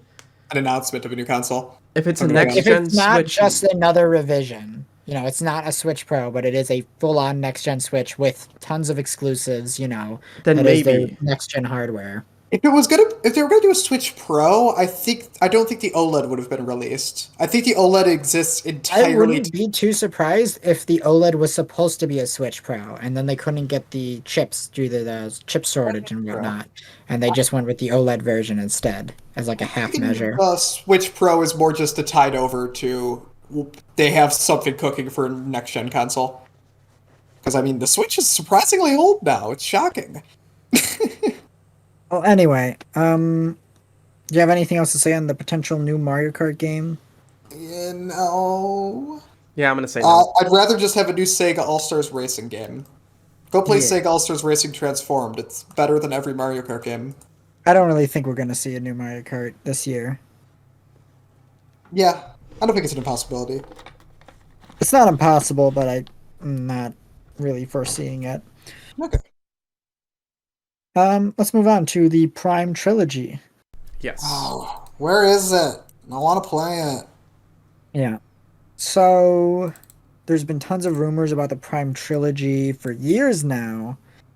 But at the same time, there's Those been rumors new are wishful rumors that have been popping up saying that we're going to get a remake of Prime 1 instead. I don't want to remake a Prime 1. That game's Me still looks neither. perfect for it's a freaking GameCube game, and it's Although I like, wouldn't be too surprised if the people leaking that information are just idiots and it's actually a remaster of Prime 1 and just not a remake. HD upscale. Yeah. But it's only the first game. And if it's only the first game, I'd be very disappointed. I could see that happening. I think Prime 3 would be a lot of work to get working on controller. Yeah, but they What? did Skyward Sword. They did, but Prime 3, like the way it's first person and the way it's like based entirely like on where your cursor is, would feel so awkward with like a joystick. I know there's ways in Dolphin to make it work with a mouse, but even then it doesn't feel right. I don't know. But I could see only one. If not then, maybe like a 1 and 2 collection. I hope we get the full trilogy, but I totally see them dropping 3. I think that's totally possible. Yeah. It's sad, but you know what'd be worse? If they released each for $60. Oh no. That would be oh worse. no. But Yeah, I don't know. I want Prime Trilogy. I And do they should too. release it this year. Yeah, just do it. Whatever they have, just throw it out there. Just give it to us for free. We'll get what we're not paying for, and that's that. But yeah, anyway, hope that happens. Anything else we want to say? Nah. Nope. All right, so that looks like it concludes our whole Nintendo section. Yeah, so now we are going to be moving on to Sony. Which I think we have less to say about overall. Yeah, but that's because Sony has less games. Yeah, the PS5 has no games. No games. No games. One thing. So, first I don't one- know why. I bought a PS5 with no games to buy. Oh, that was good. That was good. Okay. Black Yeah. Chestnut, soon to become rapper. Nah, that's a copy pasta. Yeah. Oh, It's that a was copy pasta of a Linkin Park parody. yeah. Unoriginal content here. Very But, unoriginal. First game we're talking about is God of War Ragnarok, which I just realized, Black Chestnut, on the list we got, you spelled it Ragnarok. Oh yeah, I did that intentionally. Okay, good. Ragnarok. Okay. Ragnarok. Like Rolling Rock. Yeah, we got God of War Ragnarok. It's coming out. Is it out or is it coming out? It's coming out. Okay, it's not yeah, out yet. it's coming out. Hey, wait, have you seen the AVGN video where he uses the Rollin' Rocker on the NES while No. drinking Rollin' Rock beer? Well, now you can play God of War Ragnarok on a Rollin' Rock while drinking Rollin' Rock. So go do that. Okay. Going off the first game, I really enjoyed the gameplay, the story, the visuals. So I'm hoping Did you play it? I played You of course mean the 2016 yes, God of War. God of right? yeah, the God of War. Yeah. Yeah. Dad of War. Dad of War, yes. That's real name. I liked the approach they took with it, and I think it was perfect because he is like essentially a dad now, Yeah. and they actually, even though he is like Kratos still, he's like being that father figure for this kid, which A fun direction. I character. forget the name of this kid. I think the plot direction was pretty good. I can agree with that. I think it was a smart way to take his character. It wasn't that long of a game, though. Considering it's more or less just kind of building on what was already there. It feels like a natural direction for Kratos to take. And I like the fact they gave him a beard. Yeah. Because Kratos with a beard is just iconic. You know, now. after the events of the previous God of War games, it does make sense that the plot would go in this direction. And Yeah. this is how Kratos' character development would progress. As far And as I can they're- tell, it's also pretty small scale compared to the other God of War games, right? Like, aren't you just going to a mountain or something? And... Yeah. More or you're- less. Yeah, you're Or the upper actually. Which I ones, think it's was is the right call to scale it back. Yeah, because the other games are like, I need to kill the entire pantheon Yeah. in every game. Yeah, in the one God of Um, War game, you go all the way from hell all the way to Tartarus, which is literally like a Yeah. whole region. Tartarus is mega hell. Yes. But while I agree that I like the plot direction, I'm not so sure if I necessarily agree with the gameplay direction. I get for the why new they did it. games. it's a different I wouldn't say it's- style. Terrible, but I'm not so sure if I'd say I like it as much as the original style. Because Souls style stuff is the new hotness. Yeah, and on top of it, It doesn't they even did play that much like Dark Souls, though. Well, I It's- mean, like a slower game that's where you have a light attack buttons kind of thing. I know it's one of those things where I kind of look at it, and for some reason I think Melee Resident Evil 4. You know, because it's See, over the shoulder like Resident Evil 4. That's true. But at the same time, I think that's too big of a compliment to the game, but I see it. I see. Yeah. I feel like just for the fact that they had to scale it back, I liked the alteration of the fighting, because I feel like it fits in with the. Yeah, I guess with a smaller scale plot, if you were still like flinging through the air, grabbing people with chains, ripping their Well, heads you off. still and kind of do that. It's just now Instead with of a the- weirder camera angle, and now you with like do, but kind of like magnetic attacks where you swing, you totally whiff, but then Kratos will jump on top of the enemy and hit them with the axe because it's how the combat system works. Oh, that's It's fine. not Stuff like like Bayonetta does DMC. Well, no, Bayonetta's not really.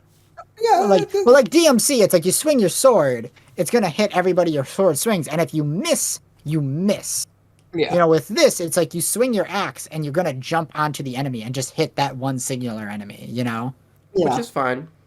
I mean, I think the um, other God of War games are like that I too. wouldn't say it's necessarily terrible, but I also wouldn't say it's Good. You know, it's not. good. It's not like over the top best fighting, but it's not bad fighting.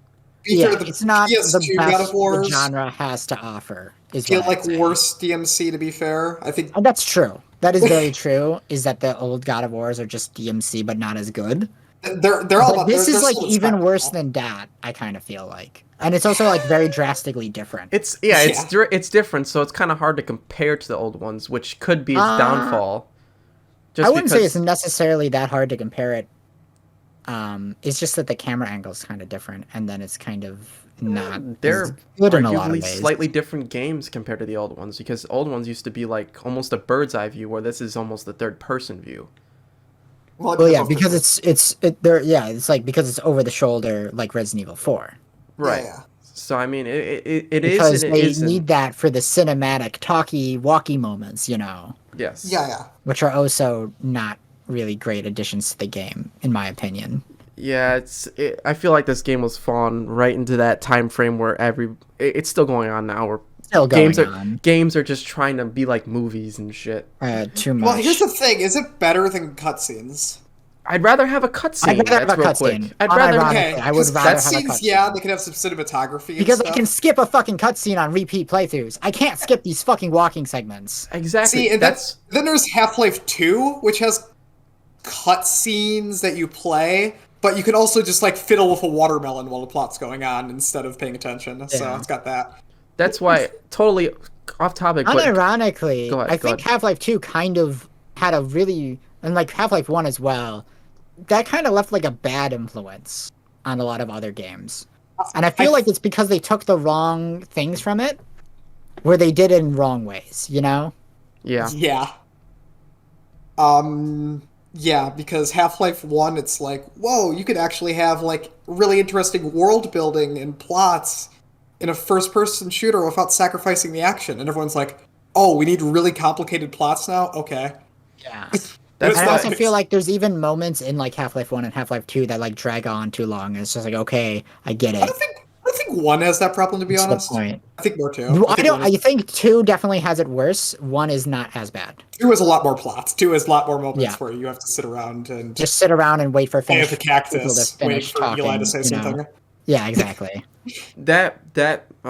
Those walking cinematics though that you can't skip definitely tuck away from me personally the replay value because I like playing these games on higher difficulty when I beat them. Oh, yeah. But like that's why not really off topic, but I just rebought Shadow of War, and I've put money like I put time into this game, even though I beat it 4 separate times. But the only cutscenes that you can't skip are like the altercations with like the captains. Every cutscene, even in the DLC, like the actual cutscene, if I want to watch it, I can. If I want to skip it, I can.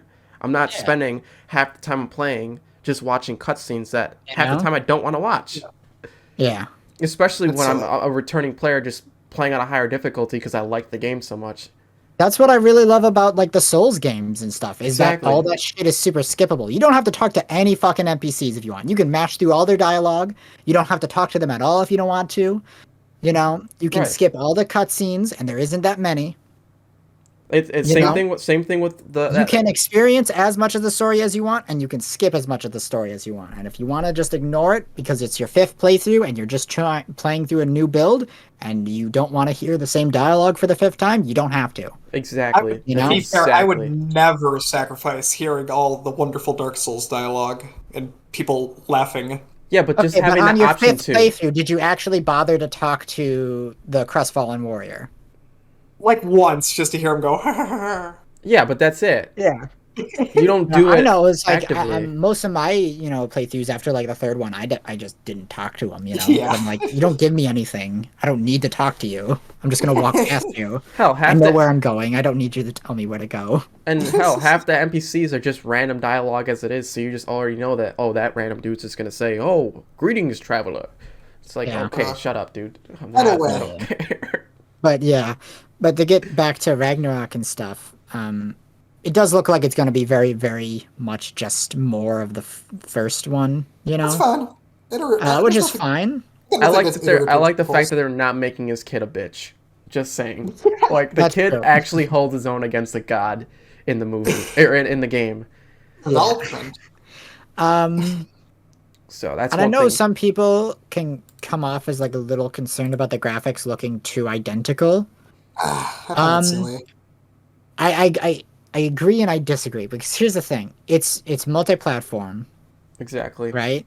It's coming out on like PS4 and PS5, isn't it? Or is it Yeah. PS5 exclusive? I think it actually might be PS5 exclusive. We can check that real quick. But go ahead, continue. Either way, there's no way that they're creating new assets just for this. That would be absurd. Exactly. But then I agree with that. But at the same time, if you're trying to push it as like a big next gen experience, I kind of expect that. It's PS4 Yeah. and PS5. So it's PS4 and PS5. Then I don't expect it. Exactly. Also, the game's the other one also just looks spectacular. Like how much? It there's looks, nothing- it does there's look nothing- amazing. It doesn't look but at the bad. same There's nothing time, to fix on it. it's one of those things where it's like if it only looks as good as the PS4 one, in 2016, It doesn't get then people it's- incentive to buy the PS5. exactly. And I totally understand where people are coming from that angle of it's like, well, what's the point of the PS5 then? Blast processing. That's the point. I suppose. You know what they could do, which a lot of games have been actually successfully adding, is going with the Spider-Man game, the no loading times. If they add that in, Yeah, yeah. Somehow I'm sure that would good. be there. More then possible that would PS5. add a factor that the PS5 can only handle those no loading times. I don't know. Maybe we'll get ray tracing on Kratos' axe. Or that, Oh, no, or this- that. That would be nuts. Each individual hair in his beard is rendered. Like imagine that. Yeah. That I would mean, be I'm sure the game will look fantastic. for diehard Yeah, yeah. God of War fans. That would be huge. Although, a part of me also cannot feel a little disappointed that we're getting another God of War game from Santa Monica Studios as opposed to a new Fat Princess game. Oh my goodness. It's their best IP. You Fight didn't. me. Even you didn't buy that Fat Princess Adventures. Okay, Because he but I knows a was good thinking game when he about sees it. it. He still considered it. Yeah, I just never got around to it. I might still one day buy it. Okay. All We could all right. play Anyway, it together for the let's channel. move on from God of War. I probably wouldn't even buy this. I mean, Yeah, I'd want to play the rest of the series first. Either way. yeah. I know. I'm talking about all this stuff about God of War. I haven't actually played any of them. I've All right. played a chunk of one. That's it. Anyway. Yeah, all right. Anyway. Let's move on to Horizon Forbidden West. Yes. Dinosaurs. Dinobots. I haven't played the first one yet, although I do own it because Sony gave it to me for free. I think same. Ooh, Yeah, they were giving that for free in like one weekend. nice. Anyway, my opinion is the same as last time we've ever talked about it. Yeah, it looks pretty. Well, can you give us a TLDR of that opinion? I don't remember. And I'm I don't. most I of don't the people have particularly not seen care. it. I don't particularly care. You know, just whatever. Yeah, I kind of feel the same in a lot of ways. I don't know. There's just something about the Horizon games that are just kind of like whatever to me. It's like, oh yeah, it's better than your average Ubisoft shit, but I also don't care. I mean, it's not Ubisoft, right? It's the Killzone people, right? Yeah, Okay. it's Guerrilla. Yeah. Yeah, They at are this good point- developers. You know, Killzone are great games. See, I don't know how if Robot Dinosaurs isn't as awesome as it should be. See, I don't know. Like, I feel like I should have bought that game instantly. But pitched like Robot Dinosaurs. Well, That's it. I think here's the big problem with it, especially with the first game, is that it just released at the worst possible time. Yeah, Because the first game released in the same month that Breath of the Wild came out. I think it might have been So same no one week. was, yeah, like no one was playing Horizon because everyone was busy playing Breath of the Wild because it was the much better open world game. You know? And I was busy playing Gravity Rush 2, which came out the same month, and that poor game. Yeah. But this game's also up against another hurdle because I'm pretty sure it's going to come out around the same time as Elden Ring. Yeah. In Yep. fact, when is Horizon Forbidden West coming out? Because I know Elden Ring comes out in February. Yeah. Let's take a look. Release date. It's coming out February 18th. Yep. And Elden Ring, I then want to say, is like February 25th. 25th, yeah. Yep. And then Okay, so it Dying has Light a 2 few is the days. 4th. More people might be playing it. Like for a week before Elden Ring comes out, and that's about it. Because I'm pretty sure. Let's look at that. February 18th is a Friday. The 25th is literally that next Friday. Yeah. So a week away. Anyway, do either of you have any opinions on this? Because I don't really. Yeah, very- and it looks whatever. pretty Don't good. have any current plans on playing it. Yeah. Yeah. I don't think necessarily it's gonna be a bad game. Just not Yeah. on my bucket list. Got plenty of other games It's- I'm way more interested You know, in. it's like it's the same thing that happened last time. It's like, well, I don't have time to play this. I gotta play Breath of the Wild. I don't have time to play this. I Yeah. gotta play Elden Ring.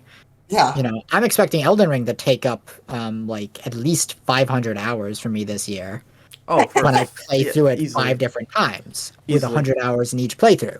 Yeah. You know, Especially Yep. with the open world aspect of it now, it's just gonna be. oh my god, it's gonna be so good. I am I so. have to replay that game at least 6 times because I gotta Hey, get my, let's not talk about like it. We have to dual-wielding- save for later. Yeah, you let's know, not. I gotta Let's get my not. dual wielding build and mage build. Fuck all that later. As you can see, Black Chestnut is beyond excited. I'm making plans. We're making plans before the game even comes out.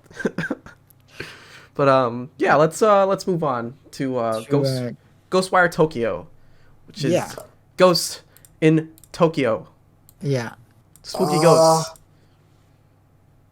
Which this Hmm. game initially, going back all the way from the first initial reaction and coverage we did of this, the trailer looked very interesting.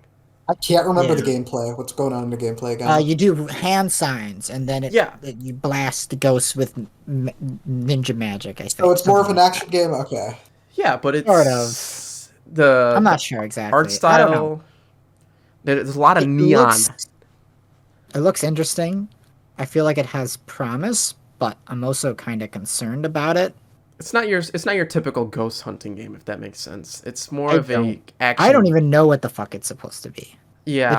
All the trailers look different, and the game Yeah. keeps changing like major staff members, and like I think they swapped directors once. You Oh know, wow, I I'm didn't down for actually hear just about a that. really weird game.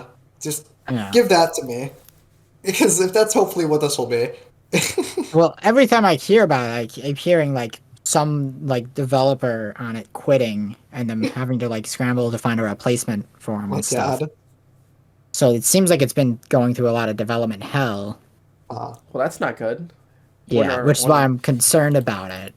Oh well, we'll have to see what's come of this game. Let's see.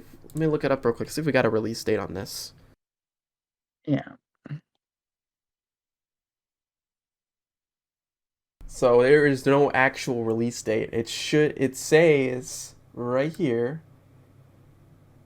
Initially, it was gonna be a February release for 2022, but is delayed as late as Hmm. June. Huh. Yeah. Who knows if it'll even come out this year? It might end up being Yeah, fucking judging by that news I just heard from you, I wouldn't be surprised. yeah, it might end up being like a fucking Duke Nukem Forever situation.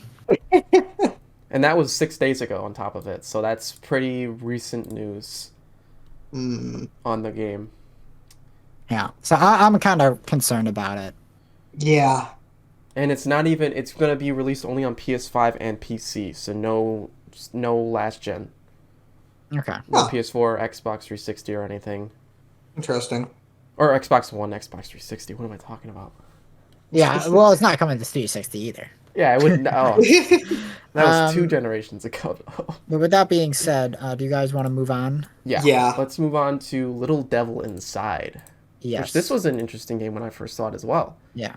You know, I didn't put a lot of indie games on this list. I probably could have put a few more. This was one of the few ones I did decide to add, just because kind of seems like a bit of a long time coming, and it's also technically a Sony exclusive console wise. Um, and I know I've told the story about it the last time we talked about it, but I'm gonna just tell it again really quick. So, little TLDR about this game. Um, it was a Kickstarter for it initially. I don't remember. It was somewhere between like 2013 and 2015 was the Kickstarter, I want to say. Um, uh, it reached its crowdfunding goals, and then they kind of went, after a certain amount of time, they just stopped updating and stuff. And then they reappeared as like a Sony exclusive. Huh. So I guess we will not be seeing the Wii U port we were promised back in the Kickstarter. Oh, this is Hat in Time all over again. Um, but it's planned to come out this year, as far as we know, unless it gets delayed again. And it is an indie project. And it does look pretty cool. Yeah. Kind of take quests and then you travel around the world, and then it's like got a mix of survival and action. And you're hunted down big monsters and stuff. Yay, monsters. Yeah. And it has like a cool combat mechanic system where you can impale enemies with your sword, and if they're small enough you can like drag them around on your sword and stuff, and then throw their bodies at other enemies. Goofy. Yeah. So I'm at the very least looking forward to this game, and I'm interested in it, and I hope it turns out well. I hope all the Yeah. people who backed it on Kickstarter aren't too upset about how much it got delayed and whatnot, and are happy to finally see it come out. Yeah. I'm definitely interested in trying it out and seeing how it turns out. Yeah. Hopefully it turns out well. I got my eye in it. Awesome. All right, want to move on? Yeah, we can move on, I guess. Sure. All right, Final Fantasy 16 is going to be the last for our Sony talk today. Yes. All right. I'm assuming you guys know the most, so I'll let you guys take the floor with the beginning. Yeah. It's been a while, have we? Ooh, yeah, we haven't seen it in a while. They made that one big announcement trailer for it back at that one Sony event. I don't remember which one. It was a while ago. Yes. And they have not really given us any update on it. Ah, odd. Yeah, Square Enix is lacking. I don't know. I know they have Yoshi P directing it, Okay. who's So, also director of 14. and everyone loves 14, so it's probably in good hands. Yeah. I'm a little worried about it just because he's kind of busy with 14, you know? 14's like over now. Like Endwalker just came out, so Yeah, I but assume that will be. he was doing that shit at the same time. Remember the last time Yes. they had a big director working on like two projects at the same time. Remember how those turned out, Oh yeah. you know? It's one of those things where Final Fantasy 15 was such a fucking train wreck disaster fire.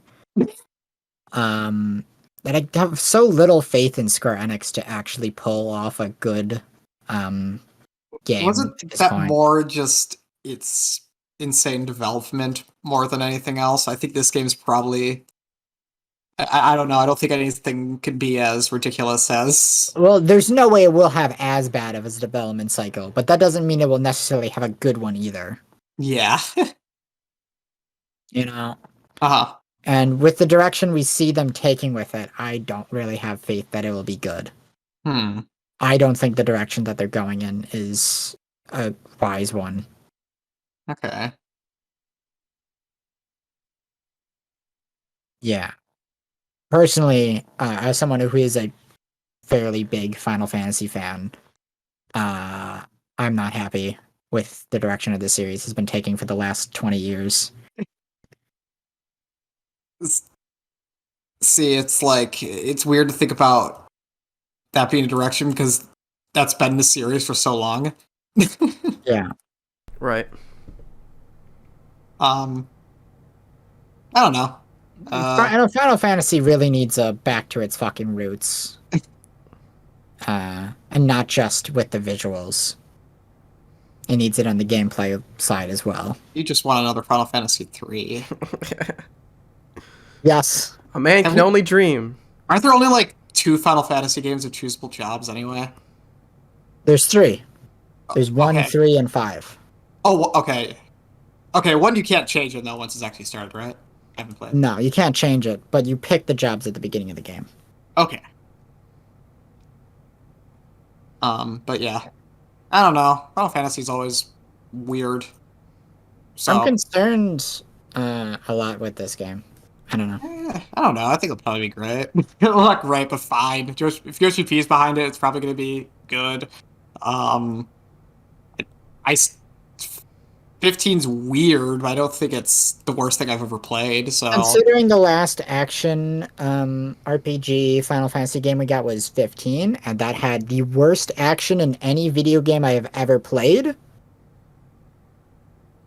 Seven Remake's really I have fun. no faith if they count that. Well, I guess Although, we can count that. that That was better than 15, but that's like the lowest possible bar you can get. Because once again, 15 had the worst combat I had ever played in any video game ever. 16's actually doing more real time rather than 7's ATB, but you kind of walk around, right? 16's 7 is real time combat, but then you can pause the game to do a special attack off your ATB bar. That's it's how 7's is. yeah, it feels just like ATB, but while you're waiting for your bar to charge up, instead of just standing there, you also just hit them with your Buster Sword. That's just what it feels like. Well, you charge the bar by hitting them with the sword. Yeah. Yeah. Have you guys seen Bleach? Yes. No. I mean, I know of Bleach, but I haven't actually watched it. That's to do Why? with Well, I was gonna say, instead of your Buster Sword, you could use your Bankai. Don't get out of here with your weeaboo references. I say as I've probably seen more anime, but anyway. I've definitely seen more anime than you right now. I've watched. I don't know mean- about that one. I've been pretty inconsistent, but I think I've seen well over 200. I'm up there. I maybe not 200, but I'm definitely up Go there check. close. I'm just checking my anime list. I have watched nearly 30 whole days. Where do you watch that? Where do you look at that? Any list. The list you make of all the animes you've watched. Yeah, Keep don't track use of my them. anime list though. But anyway, yeah, Final Fantasy 16. I still don't know much about this, so I have no faith in Square Enix to deliver a good game. I like 7 remake, so I did not like 7 Remake, so there you go. I've played 7 remake, so I'm more powerful. I'm not buying it. All right. On that note, let's move on. Go to Starfield. We're moving on to the We're moving to Microsoft section. Microsoft. Have we seen gameplay of Starfield? No, we know nothing about it besides it's in space Yes. and it's Elder Scrolls And it's you can coming out join the- this year. You can join the constellation at starfieldgame.com. We're not endorsed by them, but our picture does We're say just that. talking about them. Yeah. I like the Bethesda open world formula, honestly. You know, It's always- honestly, I was really intrigued by this game.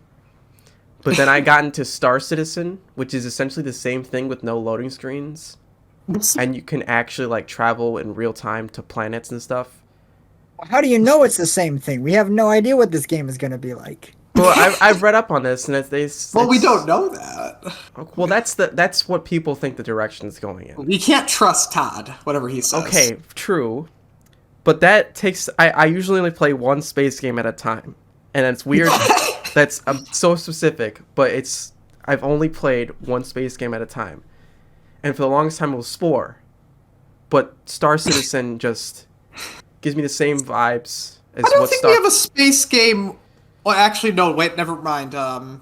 There was that one Obsidian made. What's it called? Outer Worlds? Outer Worlds, yes. I keep getting Not confused. the with Outer Outer- Wilds. Yeah, I keep getting confused with that title. But, No, I've looked up stuff on Starfield because I marked it on my we don't. list. We still don't know. We haven't seen any gameplay. I know, but the people are talking like it's describing it like Star Citizen, and if it's anything like Star Citizen, I'm just gonna play Star Citizen. See, I want it to just be similar to previous Bethesda games because those are a treat when they come out. It's like a nice big. Hopefully Bethesda doesn't fuck up the modding scene for this, because I'd love to play it once they mod in a mod that makes it so every NPC is Todd Howard. Oh, does that exist for like 4? I should download that. But anyway, I like. I don't know. I even like. We need to 4. see some stuff from it. I like just downloading a Bethesda game when it comes out, playing it for a solid 90 hours, and maybe never touching it again until I have some like wacky build idea. And Right. that's fun.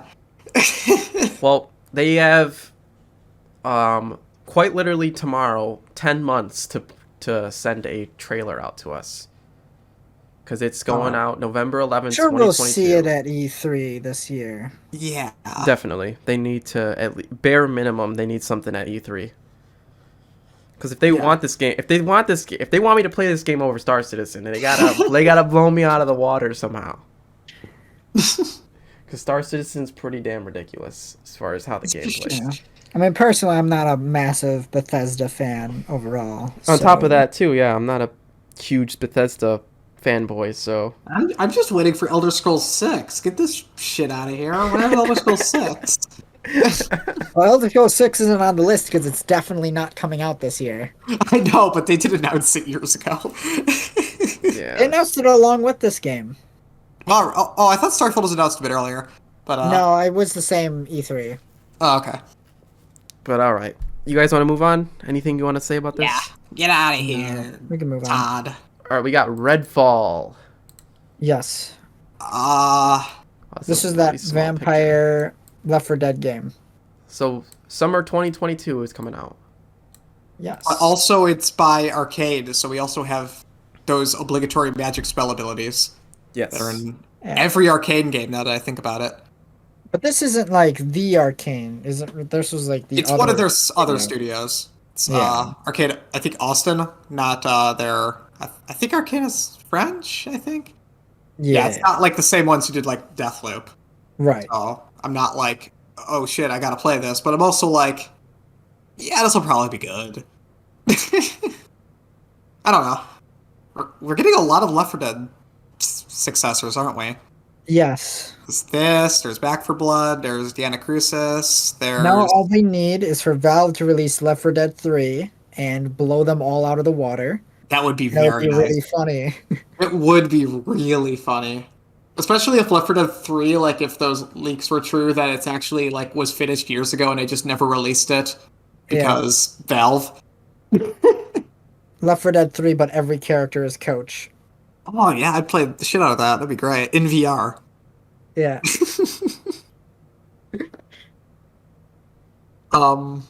Anyway. Yeah, we still don't know much about Redfall. I don't know. Vampires are cool. Might be good. It'll probably be good. I don't know. But yeah, we can only see a pre-rendered trailer, so who knows? Yeah. All right. Let's move It's on. hard to really say. All right. We got Avowed next, Yes. which So this is the medieval fantasy open world RPG developed by Obsidian. Oh, okay. So, So it's an Elder Scrolls game made by Obsidian, more or less. sweet. this is going to be the better Elder Scrolls 6. No. Yeah. What do you mean, no? Obsidian's whole job is just one-upping Bethesda. Okay, fine. They released even their better Starfield before Starfield even came out. But yeah. Obsidian, they're good. This is probably also going to be good. Yeah. I've heard a few things that it's gotten some rough development problems. That makes sense. I don't know how Obsidian is pumping out these massive RPGs so quickly, so I just I know they also announced the Outer Worlds 2. huh. And this is supposed to come out before that, I want to say. Interesting.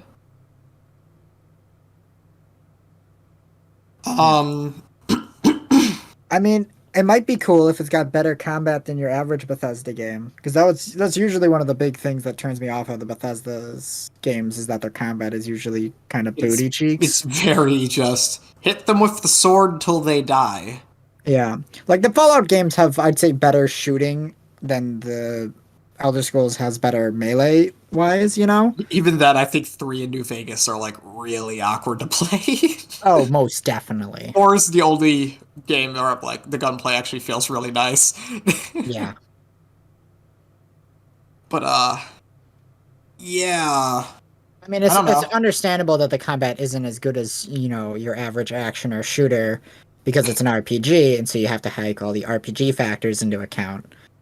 So Yeah. that's fine, but it's also like Dark Souls has combat that's better than your average action adventure game, while also being an action RPG. So yeah. Also, you could have stuff with crazy stat building and be like kind of like non-linear, like say like something like Prey, which has Yeah. just as much RPG elements as like a Fallout game, and that's still really fun combat. I don't know.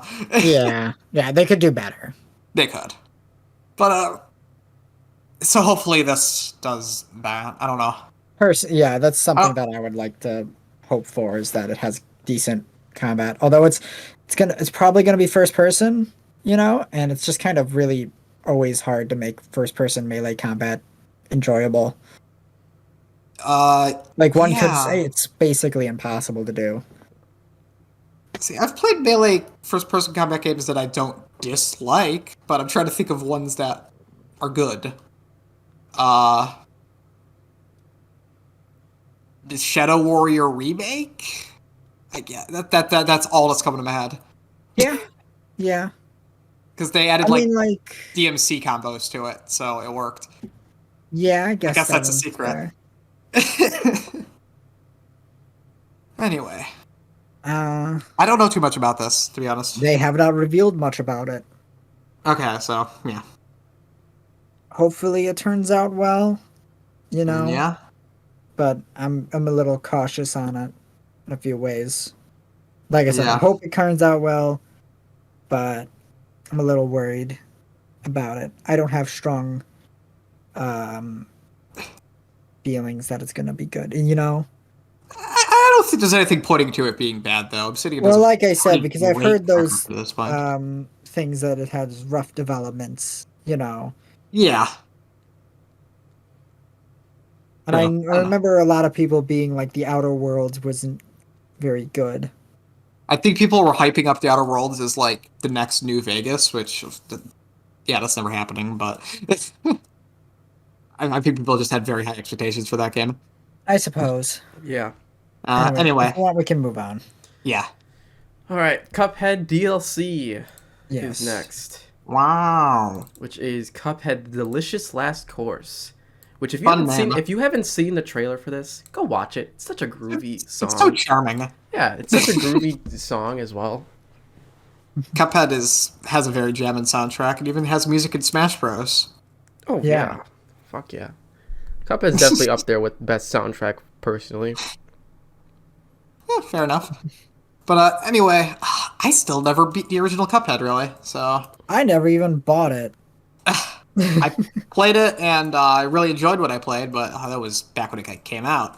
I don't It know. was For some forever ago. reason, I just never got to it, and I'm not actually sure why. It's good, very Contra, but also with like the most charming art style ever. Yeah. I mean, this looks to be more or less just more Cuphead. So, anyone And- who enjoyed the main base game, I'm sure will enjoy the DLC. Yeah. Most And- definitely. Yeah, it took them a long time, you know, since they first announced it. They are a pretty small team, aren't they? More or less, yeah. I mean, it makes sense. This is the type of game that takes a long time to develop. Yeah, and I Yeah. think Actually. so. I mean, Just off the every trailer game looks takes great. a long time to develop, but this Cuphead, especially with its art, takes a shit ton Oh, of yeah. time. And it makes sense for them to announce it early because it's DLC, and so there's people like, oh yeah, it'll come out sometime. Someday. You know, makes sense to do it that way. But yeah, there's not too much to say about it other than it looks like more Cuphead, and It looks that's fine. Really good. Yeah. It's all I'd want from an expansion. I'm sure the Cuphead fans are excited for this release coming June 30th. You want to move on to the yeah. multiplats? Sure. All right. First Starting one it off is with Sonic Force. Frontiers. Yeah. All right. So apparently it's confirmed that this has Ian Flynn writing. So I am genuinely excited for this now, like without a lot of reservations, to be honest. Because I don't think that they could fuck up like they did with Forces again. At least in the terms of You plot. are greatly overestimating Sonic Team's ability. I don't know. I don't know. Look, I'm an optimist, but I'm also a realist. This game's probably not going to be that great. Just judging by Sonic's track record. That being said, I hope it's good. It would be nice if it's good. I think it has the potential to be good. But realistically speaking, will we ever see another good Sonic game? Odds are stacked against us. No, the odds are stacked against Sonic. I think my one of my biggest issues with Sonic has a lot of my biggest issues have been writing. Because ever since like Keller's, they hired like the Happy Tree Friends and they're like people and they're terrible. I really think just like good plot direction could end up also informing the gameplay and just be fun. Because like I like Unleashed, for example, even with all that's problems. You like Unleashed because it has good stuff in there to like. Yeah.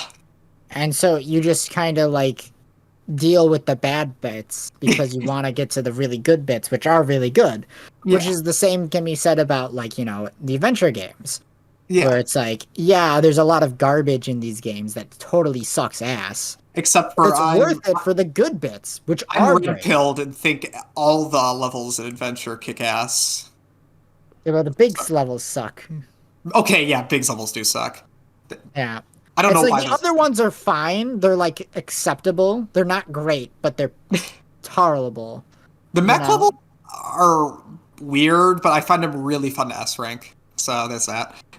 Anyway, Honestly, the biggest problem with them in like Adventure 2 specifically is that the sound effects for those levels suck. the thing The is, sound that's design actually in general that's in I found Adventure out. 2 is garbage. I like the sound overall, but I get that beeping. It turns out that's actually a bug in the battle port on GameCube and PC. In That Dreamcast, explains it. it's half the volume in the Dreamcast version. That explains everything. That's unintended for it to be annoying. Yeah, that explains a lot. Anyway, To be Frontiers. fair, like yeah, the battle ports, yeah, the ports of the Sonic Adventure 1 and 2 Battle's are not that bad. really Battle doesn't have bad. a lot of issues. DX is straight up fucking awful. Yeah. But Frontiers. Uh, Open world Sonic. how how do they make an open world big enough for you to run around?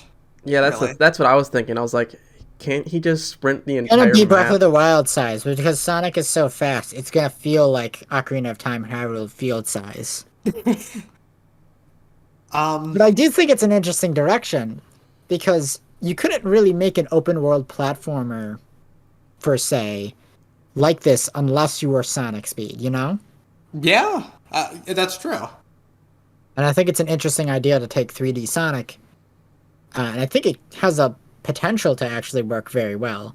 It's a completely new formula for Sonic. Honestly, it's not like the boost formula. When was But the last time we saw this? I don't know. will Sonic Team fuck it up?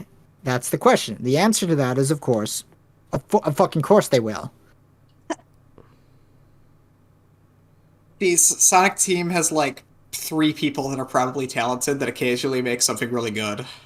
I'm still holding out hope you can get into their generations. That was Forces. I know. It's literally what it was. Sonic Okay, Generation 2 Forces is just fails in Forces. 2 areas. Its gameplay plays fine, but its level design is shit and the story is shit. I think they're already fixing a story issue by just hiring Ian Flynn. Because, seriously, the IDW Sonic comics are probably the best Sonic media since, like, Adventure 2. Yeah, I mean the story will probably be decent. So, that's basis checked. And then they just need to get better level designers, and we're set. And I mean, Yeah. this has, like, just a totally different, like, level structure, so who knows how that will go. You Like say I it like said, it's so this game easy. definitely has the potential to be really great. Mhm. I just don't have any faith that it will be.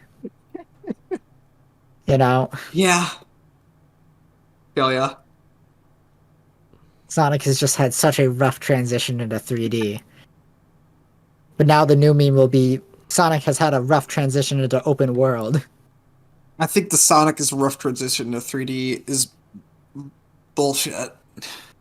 No, it's pretty rough transition. Unlike I'm gonna Kirby, be who's gonna honest. have a smooth as butter transition. Sonic Adventure is more of a like an actual transition to 3D in terms of gameplay than like Mario 64. Mario 64 is like bordering on a different genre than previous Mario games. Yeah, and that's why it worked. Yeah, it works, but I don't know. I appreciate Look, Adventure for when actually you're still going feeling into like Sonic. something new, of course you're gonna have to do something different. Yeah. All right. The problem has always just been how do you actually translate Sonic as a character into 3D, which fundamentally doesn't really work. It's True. not easy to do. I still Which is think why there's this is really interesting because it has the potential to work. I think there's just always the appeal of 3D Sonic, no matter how shitty they keep being, of there's no other 3D platformer that has the kind of speed gimmick. Because, I mean, maybe it is like just a really annoying, hard gimmick to do. But I mean, here's the thing. There's other platformers that definitely have like go really fast mechanics, but those are not like something that's there 100% of the time like it is yeah. Sonic. And Mhm. that's why they usually work because it's like, okay, we have this one like ability that you can use to go really, really fast. And we've designed a couple levels and segments of levels for you to use that ability for specific platforming challenges with it.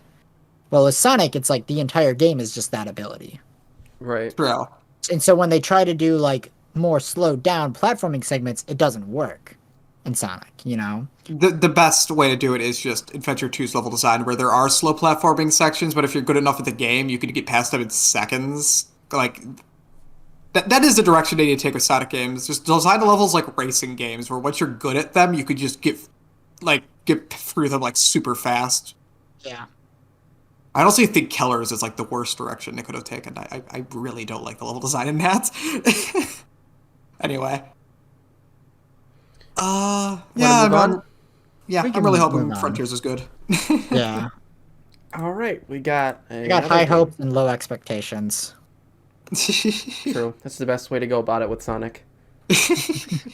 All right, we Yeah. got our next topic, which is coming out later on this year, Dying Light 2.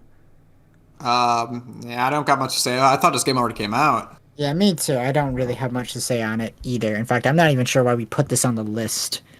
Yeah, It's a game. I don't I even don't think know. I grabbed the picture for it.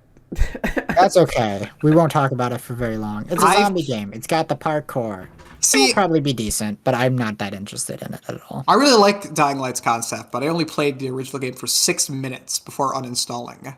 Just because I was like, it starts out with some cutscenes. I was like, I'm bored. I want to go parkour and scavenge, and I'm bored. So I just Dude, quit I it. feel so similar. So many releases where it's just like this. It's a slow start.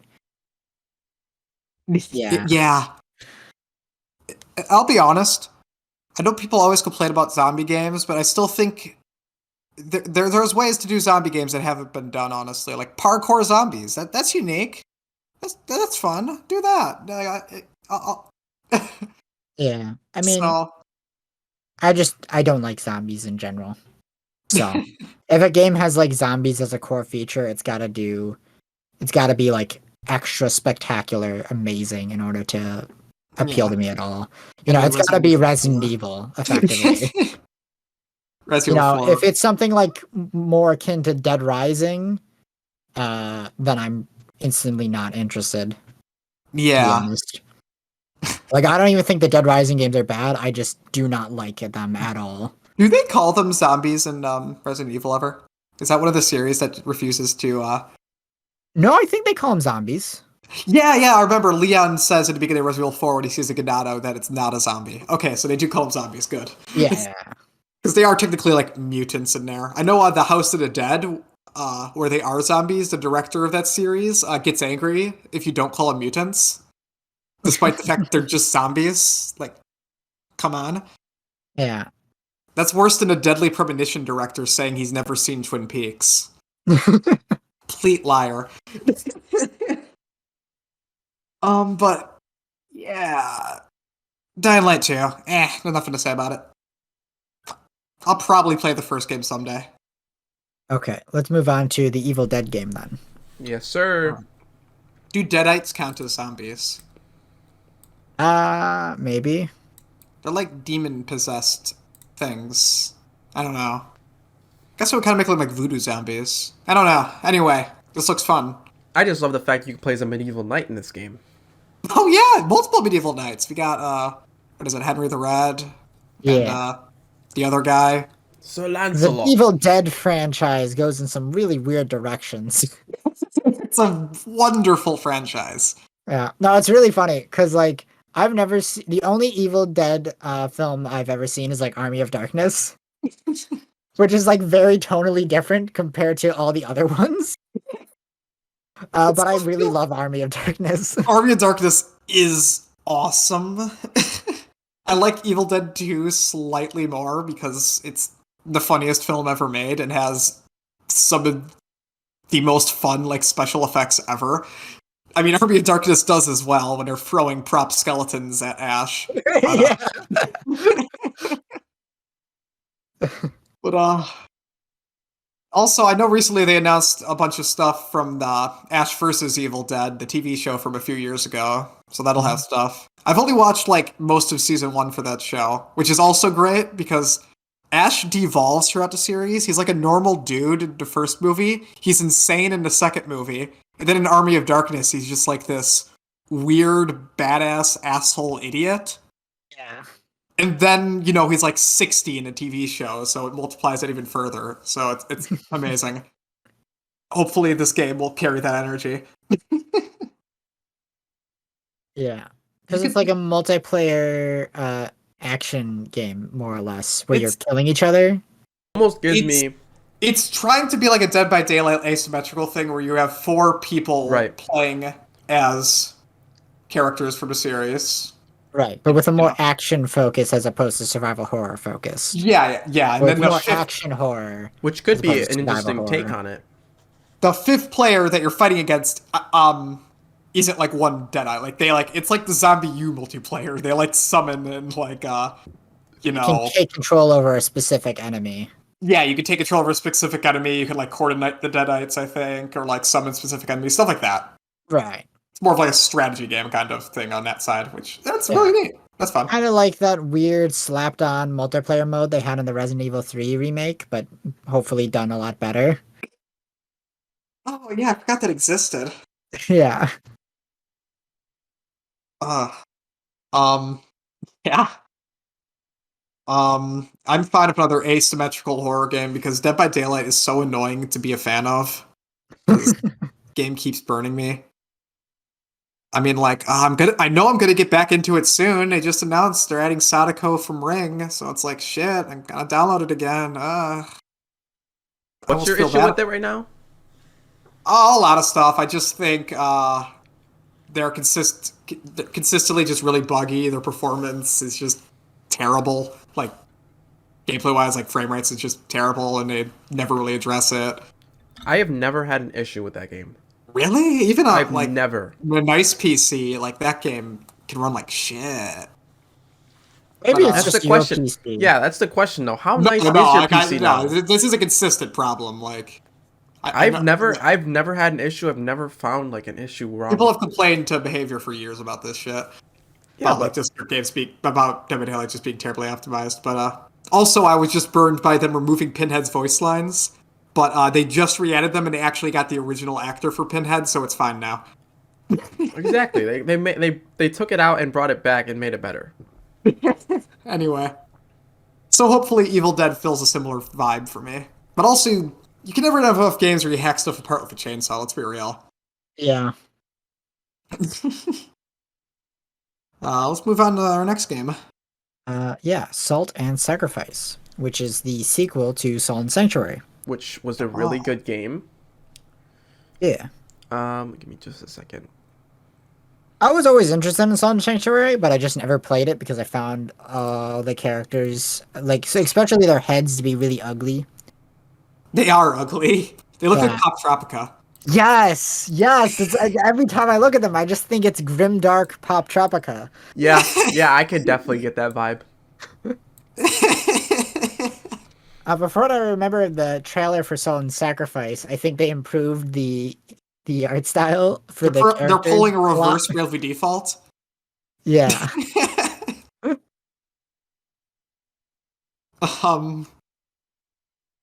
I personally never had a problem with the art style of the original one. I can understand that. I kind of I liked just it. personally kind of thought they looked funky. See, Right. whenever I played Salt and Sanctuary, I just would rather get in the mood to play a Castlevania game. It just feels like slower Castlevania. Yeah. To an Like Dark extent. Souls has To an extent. Dark Souls I has mean- the third dimension. Yeah. I mean, this was one of the first games that tried to be side-scrolling Dark Souls. Oh You yeah. know? Oh, I remember hearing about this game before I even played Dark Souls. So it's interesting to see how Salt and Sacrifice is going to end up doing. One being a sequel to Salt and Sanctuary, and two being a game in a genre that now has so many more games just like it. Because Yeah. because it was like one of the first games to do like the side-scrolling Dark Souls, Salt and Sanctuary. But now there's tons of fucking games that are side-scrolling Dark Souls, Yeah. Now you've got like Hollow Knight. There was that game like Death Gambit. There's a fuckload of side-scrolling Dark Souls games now. Yeah. And so it's going to be really interesting to see how it's going to end up stacking up compared to all of the other ones, especially compared to its own predecessor. Yeah, it's interesting. So do you have anything to say about it, Lucas? Because I know you played Sun Sanctuary and I have not. So do you have any hopes for this one? Yeah, I don't know if anybody else was playing this game got the same vibe. Some of the boss fights were really janky. And janky in the sense like my hits wouldn't go through when I was clearly hitting them sometimes. Right, And some bad hitboxes at and times. for being a Souls-like, like in the respect of like how it plays, but it's being side scroll, it's kind of hard to. It's not necessarily hard, but difficult to adjust. Because I played this right around the time I was actually playing Dark Souls, and it was kind of hard to adjust. Which is obviously this is just a personal thing, so I don't necessarily bash in the game in this sense, but it's just hard to adjust for the combat style. Because I feel like it's a lot easier to get hit in this game. So, See, that's what when I was playing it. I got like a Castlevania groove instead of a Dark Souls groove, which screwed me up. So it's so I had like a similar issue, but like in the opposite direction. right. Right, because this game is also basically a Metroidvania. Yeah. Pretty Or some much check, with right? fall damage. Yeah, like that's the big thing I remember that like kind of was like really somewhat turned me off on the game, like gameplay wise, is that I remember that there was like fall damage, and that like if you took damage like to a certain amount, you would permanently decrease your max health until like you respawned or something like that. Right. Yeah. Which And I was I kind of honestly. like Go ahead. I wasn't sure how that would like work really, but you go ahead. I hope this is actually one hope that I just actually thought of, which wouldn't be a bad idea. But they probably won't do it just because the first game plays the way it does. Excuse me. I've been playing Dead Cells recently, and I feel like this game would be a great, like, take that Dead Cells type deal where I'm not sure, is Dead Cells a roguelike or a roguelite? They're more or less the same thing. It's Roguelike, very yeah. semantic. Right. Okay. They're- Anyways. yeah, but it's like because Dead Cells is like a roguelike Metroidvania. Yes. So just taking that whole, you find items in that run, you go through each level, but when you die you restart, but you still keep those weapons. And like once you've discovered a certain weapon and you know what stats it has, instead of risking getting a mystery item and not knowing what it is, you'll already have that discovered, for instance. And you'll know what its stats are, so you know, oh, okay, I don't want to pick that item up, or I do want to pick this item up because it's going well with my build. So I feel like the two clashing of both of those elements, the Salt and Sacrifice base game, or Salt and Sanctuary base game, with kind of Dead Cell hints of the rogue-like Could be elements. I see what you're saying. It I could kinda be See interesting. what you're saying, but like at the same time, roguelike and Souls-like are literally the opposite ends of the respective genre. But Like you that's the literally point. cannot be both. Because Okay. Souls-likes are defined specifically by how the respawn mechanic works, where it's like you die, you get sent back to your last checkpoint, and you lose something, generally, and with like an optional thing being that you can get that back by returning to where you died. Not every Souls-like will necessarily have that Yeah, the exactly, corpse but it will one. do that to some extent. You know, there is some sort of checkpoint. You lose something, you can potentially get it back.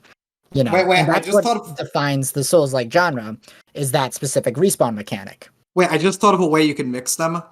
You could totally have a roguelike and a Souls-like, just death loop, where when you die, you have like 2 chances to go pick up your like loot that you've lost. And then when you die, it restarts the game like a roguelike.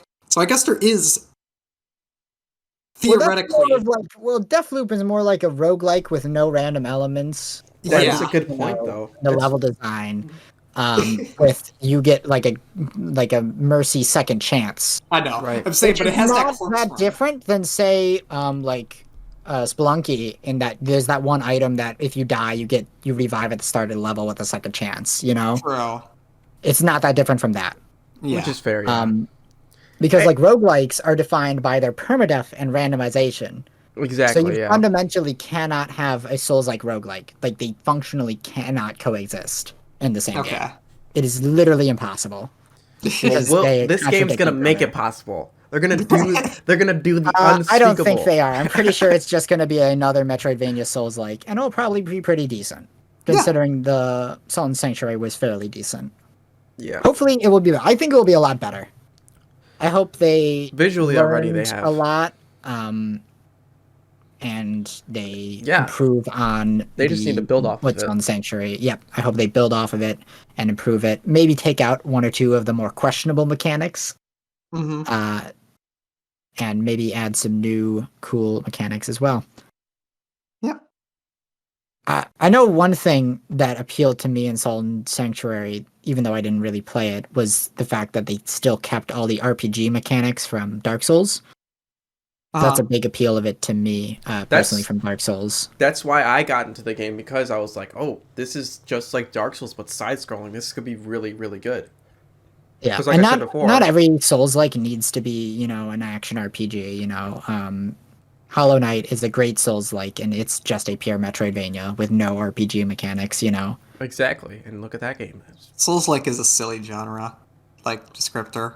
Yeah, but in No, all I mean, honesty, like, it's mostly great. because people don't know how to use it I correctly. mean, Hollow Knight, I know they had the whole death mechanic before any of the devs had ever even seen Dark Souls, I know.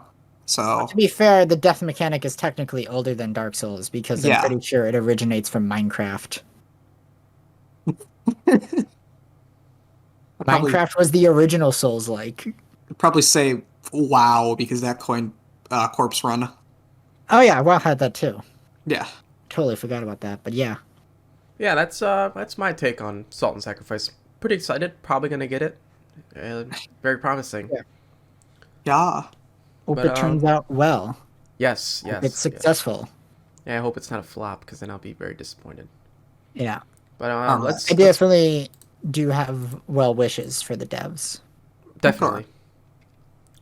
All right, let's move on on to our to- third last topic, which is Stranger of Paradise Final Fantasy Final Origin. Fantasy Origins. Yeah. I'm so excited for this train wreck. It's gonna be so funny. Is it this? It is this. Cool. It's like a game like The Bouncer. We don't get games like this anymore. You really don't. It makes me warm and fuzzy to see this game existing. It's wonderful. I'm so I will excited. not play this game, but I cannot wait for it to release. Just so you could see what happens with it. I will definitely. This is definitely one of those games that I'm not gonna play, but I will watch a let's play of it. Yeah. That's how I feel about certain games. Like I'm personally not gonna play these games, but I would love to watch somebody play them. Yeah. Just you know what? Fuck it. I would just watch all the cutscenes for this. Oh, but the janky gameplay is part of the charm. No, it's not. I don't think the gameplay is gonna be that janky. It looks just kind of like Neo, Yeah, just kind of generic. Okay, here's a real question here. If you watch a game just for the cutscenes, like a playthrough of just the cutscenes, does that make it a bad game? No, that's just Not necessarily. I'm sure this game will probably be very tolerable. mid. It's mid. It'll be a very 7 out of 10. That's not Yeah. mid. That's But above I average. think this is the kind of game that like a few I would say it's people, probably going to be like a 6 or a 7. but it's like a Drakengard kind of thing where it's everyone gives it like 5s to 7s, but there's a few people that like consider it the greatest game of all time. Oh no. Like 10 years from now, this will be a critical darling among some people. Here's the thing. I think the game is going to be relatively mediocre, but it's going to be fucking hilarious. At every keep in mind, like when the 2 to 3 trailers they've shown off of it already, we've only seen maybe I don't know, maybe 20 to 30 minutes of the game, some cutscenes and stuff. Every millisecond of it has been the funniest fucking thing ever. Kill chaos. I hate chaos. Oh, I'm so excited. I have nothing to Made say a- on this game. They made a Final Fantasy character say something funnier than Gongaga. Gon Gaga. Gungaga. Me? Gongaga. No, it's Gungaga. You know, Crisis Core looks like a really funny game. I should play that sometime. Yeah. This is gonna be the Crisis Core of Final Fantasy 1. Fuck! Oh my god! Ricola, you want a game you should get? Huh. Oh, Trust me, they don't say Gongaga, so whatever you're gonna recommend, it's not worth Clownfield 2042. it. Clownfield? Yeah, it's Is that a parody? it's a parody of Battlefield 2042. Okay. It's actually great. It's $1. I paid $1 for that piece of poop. Good decision. But I had a lot of good anyway, reviews though, so I don't have worth much to say $1. about Stranger of Paradise. I'm just excited. Yeah. Want to move on? Yeah, let's move on to Forspoken, cringe game. the second last, because obviously we saved the best for last. And if you didn't get the hints, but in the beginning and middle, we're talking about Forspoken right now. I know, Let's but just get this out of the way. I'm getting hyped about our last one. Okay, Forspoken. I don't even think Just get this out of the way. Where is? I think it looks interesting, but I'd be a billion times more interesting if the writing didn't look terrible. We've talked about a lot of Square Enix games, but we haven't actually talked about the Square Enix news. What's happened? Revolving around them, which is like during like New Year's and stuff, they announced that they're gonna try and put NFTs into all of their upcoming games. Oh yeah, I did hear Well, that about was that. just the president who said that. I think devs at the studio have said that's stupid shit. No, Like, NFTs. I No, doubt that they're gonna actually do it for like any of these games, Dude, but you I how know much that they're money? gonna try and fucking pull shit like that. No, they're yeah. definitely gonna try. I definitely think if they do that, they will make a lot of money. It's stupid, but it's they're gonna make a shit ton of money, dude. NFTs are insane right now. Yeah, It's stupid. It's kind of crazy how much money these it NFTs is can sell for. crazy. See, well, they sell for that money, but that money doesn't translate to real money very often because there's no way to cash out. Well, there is. You sell the NFT for cryptocurrency, and then you sell that cryptocurrency for real money. Exactly. Yeah, And but that's it's what actually pretty rare for people to actually buy cryptocurrency for real money because most people aren't idiots, even among the crypto sphere. Well, no, you sell the crypto for real money for someone who's looking to buy more crypto.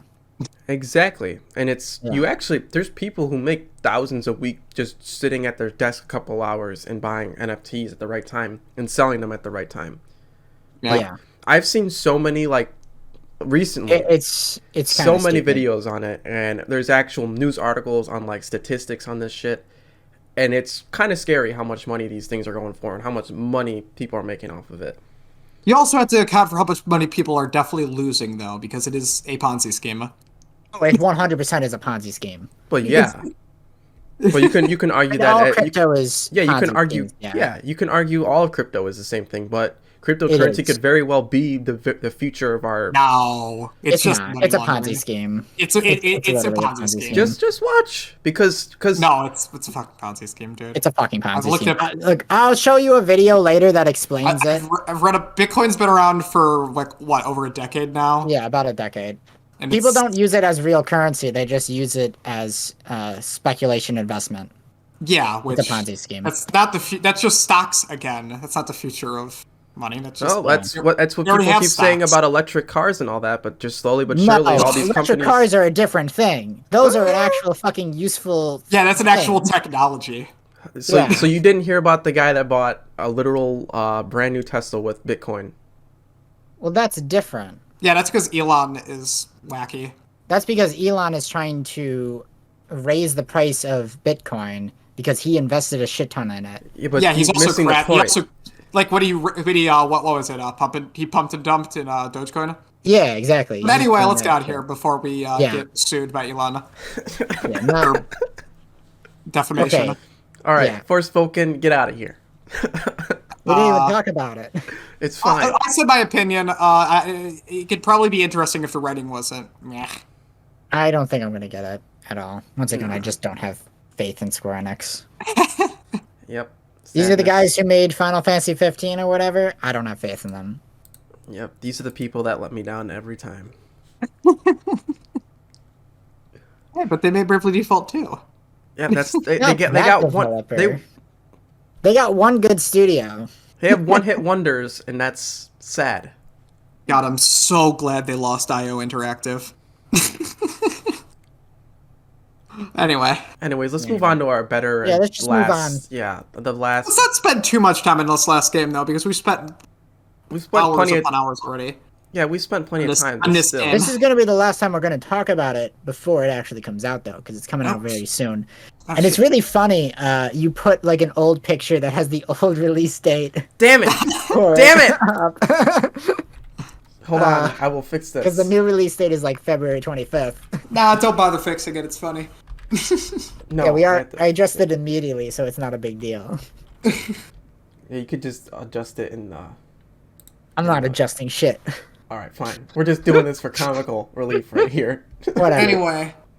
Whoa. Why is this the first thing that pops up though when you look up Elden Ring release, like Elden Ring official picture? I don't know. Who Doesn't knows? matter. Anyways, let's talk about this game. So pumped for it. Cannot wait. See, I'm It's going to be excited. the game of the year. I have no easy way to play it right now, so. It's okay. We're gonna use all the money we didn't Play make it from this on like your podcast to buy you. PS4. I could. Or Does you it could. run 60 FPS on PS4 though? Because Bloodborne does not run that Probably. great. No, it doesn't. I don't know. I don't know. You could also like actually invest in a. Dark Souls 3 runs okay. You could invest in a decent desktop, as you probably should. I think I have Now's not the money. greatest time to.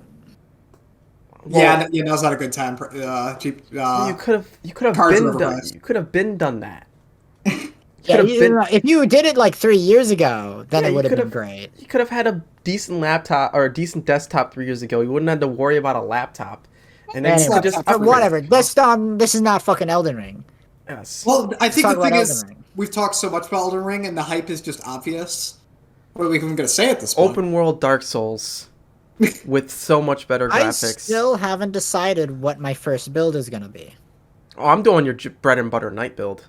You always, Okay. for me, I always got to start off with the bread and butter. See, night I don't build. know if I want to do like a ninja dex build or a two-handed like straight sword build. I might do a or battle axe build, mage build. two-handed battle axe. I'll just make a goofy-looking character and pick whatever outfit looks the funniest. You would say something like that, Ricola. My first playthrough of Dark Souls was as just an old man. So Oh, you played as old man from the Limit Breakers YouTube channel. Yes. I know. What did Limit Breakers do? I know that name. He's the Dark Souls statistic guys, the useless. Oh statistic- yeah. Okay, yeah. Yeah. I haven't thought about those in forever. Yes, that is exactly who I played as Dark Souls 1. But yeah. I'm so excited about the just from watching the cinematics of this game. Like cinematics get me hype, especially games I'm already interested in. Like just watching a really good cinematic trailer before a game's released, or like Yeah. for instance in League before a champion's released, a really cool cinematic trailer just gets me in that groove. Like oh shit, yeah, this Oh is yeah, hype. like the Smash Bros. Trailers. or the Smash Bros. I've trailer. watched those. Right. Like when Sora was released, that was hype. Got me in the mood. When I saw these first Elden Ring trailer, I was hype. I was ready to go buy the game as I saw it. So, considering we just kind of talked about majority of the games, at least that we know about, coming out this year, Right. I can definitely say that Elden Ring is the one I have the highest expectations for. Almost definitely You know? I can agree. Yep. Yeah. The only other one that comes close for me is like Splatoon 3, Yep. and For me it's probably trying kind of feel like Elden Ring might just be like the greatest game ever made. Like No snake of all eater. time. That's a Nah. pretty high bucket to fill right there. It's like it just looks perfect. I don't think a Souls game can top Dark Souls 1 for me, just because I think Dark Souls 1 is just so Yeah, perfect. no, you don't get it. This is big Dark Souls. Yeah, Ricola, you need It's to Dark wake Souls, up. but You need to open your eyes. Bigger. Yeah. You need to wake the F up and see what's in front of you. And like I kind of like the world that it's setting up It more is very than cool. Dark Souls, you know? Because it almost feels like it still has that Dark Souls vibe. Yeah. But it's the fact that it's open world now, and all these backdrops and cool castles aren't just backdrops and castles now. Like the fact that you can just run around the overworld and then find a fucking catacombs mini dungeon with Exactly. like a ton of loot and a boss at the end is amazing to me. And have like combat this fucking good with RPG mechanics this in depth and this diverse in play styles. Yeah. To me is like amazing. I feel like It's it's a Dark perfect Souls, blend. and they added a jump button. It has a jump button. Ocarina of Time doesn't have a jump button. I feel like you it's know? a perfect blend of two genres. The Souls-like and then that open world Yeah. RPG adventure Yeah, the style type action. action It's an adventure action open world. RPG, open world action RPG. Souls like Yeah. is the genre. I feel like those Yeah. two genres, Souls-like and obviously the action RPG, are perfectly blended genres. It looks. And It I looks feel like this game is about to nail it. Yeah, Yeah. I'm excited. I'm really excited with all the new features and mechanics they're adding. It looks like the RPG mechanics are gonna go through the roof on this one. The amount of build variety and diversity you can accomplish looks amazing. All I can really hope for now is that bows are good and fun to use. They've got a good fist weapon that doesn't suck ass. The case just kicks ass. They kind of booty though. Are those the ones where you spin in a circle like a bunch of times and then slam the ground with a fire pit in front of you? Those are the demon fists. Yeah, the demon but fists. they're more or less the same. They're the same weapon type. The demon fists were cool for about 2 minutes when you did that, and then realized they did like no damage. Anyway. Hey, for once though, a game I'm not just excited about They added one aspect. flails in this game. We haven't even Yes. seen them off really, but they've added flails in this game. Aren't there scythes too, or no? Yes, there's scythes. There's We've been had scythes. scythes. Oh, there has Yeah. been. Okay, I'm just slow. Yeah, I know they've been a unique weapon type since 2. Okay, got And it. I Yeah, know I in used the Dark scythe Souls too, which was 1, fun. they were just considered halberds. For once though, in any game that I've played, because I've played a bunch of games, I'm not just excited about one aspect of a game. Like, I'm genuinely excited about the entirety of this game, if that makes sense. Yeah. Like I said, I'm looking at it and I'm just thinking this is going to be literally perfect on every level and then also do so many different things. You know? Like, I have literally such high expectations for this game, and I don't have any doubt in my mind that it's going to meet them. You know? FromSoft has a pretty freaking good track record. Because ultimately, my expectations are more or less just going to be big Dark Souls. You know? But it's like, when you look at all the mechanics they're adding, like the new weapon art system and like the Ashes of War, and how that was changed from 3 and improved upon, the horse riding mechanics, all those new, the fact that they added jumping from Sekiro, the fact that they're adding back in power stancing from Dark Souls 2. Like they're also bringing back like all the new weapon types and the returning weapon types that we haven't seen in a while, like the dual blades from Dark Souls 2, and they're getting files in now. Are we getting the puzzle sword for Dark Souls 2? That's the best. Which one was that? It was the sword where when you strong attacked, it extended with like a chain. I think there's probably a weapon like that in this. It's a very goofy sword. I like it. I don't know. They got a snake shield. Oh yeah, I'm excited for that. I'm Yeah, gonna be using that like thing. just the amount of cool ass weapons they showed off in the network test alone has me excited. You know, Mm-hmm. because if that's the shit they showing off in the network test, imagine all the other cool shit they have in this game. Yeah, I can imagine. That's where I'm at, honestly. It's So I won't even remind if all the mini dungeons have like the same 5 different like areas as long as they're all unique. It's like, oh, it's the catacombs, it's the cave, it's the I don't know. It's like if there's only like 5 different like mini dungeon types, they'll be whatever to me because I hope it was a Blight Town type, just the toxic swamp. yeah, I hope that happens. That'd be hilarious. It's just- Anyway, Elden Ring. this is gonna be a good fucking Revolutionary. year. Yes, it is.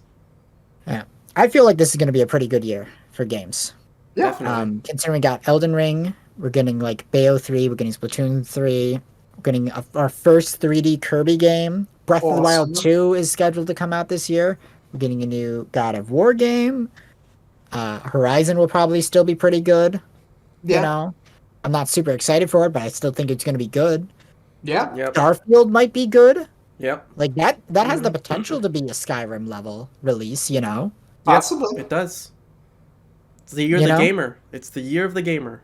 Really is. Ooh. Sonic Forces has potential to be the first good Sonic game in like a half a decade, if you're not counting Mania, you know? Yep. Yeah. If you pretend Mania didn't exist, you know, Mania is kind of the exception to the rule, but yeah. Yeah. Still, Yeah. Sonic Forces has the potential to be really good. Mania was great for those 5 minutes that Sonic was cool again. Yeah. And like all the other, you know, potential games that will come out this year that haven't been announced yet. Yeah. Like, what if we do get a new 3D Donkey Kong game, you know? Yo, Coconut Gun. Yeah. Firing So in spurts. Could be sick. I know this video wasn't 100% positive. I'm not looking forward to every game that comes out this year, but I do feel like this is going to be a really great year. And Yeah. even the games that I don't have high hopes for or high expectations or think they will necessarily turn out well, it doesn't mean I want them to end up bad.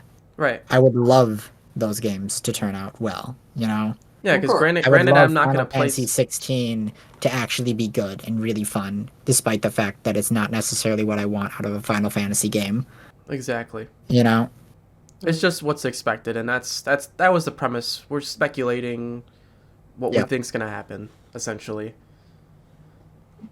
and obviously showing our enthusiasm or not so enthusiasm with certain games. But yeah, for the most part, it's looking like it's gonna. It's a be mix good year. of optimism and concern Yeah, most of the time, you know? it's very rarely we get derogatory things towards a game.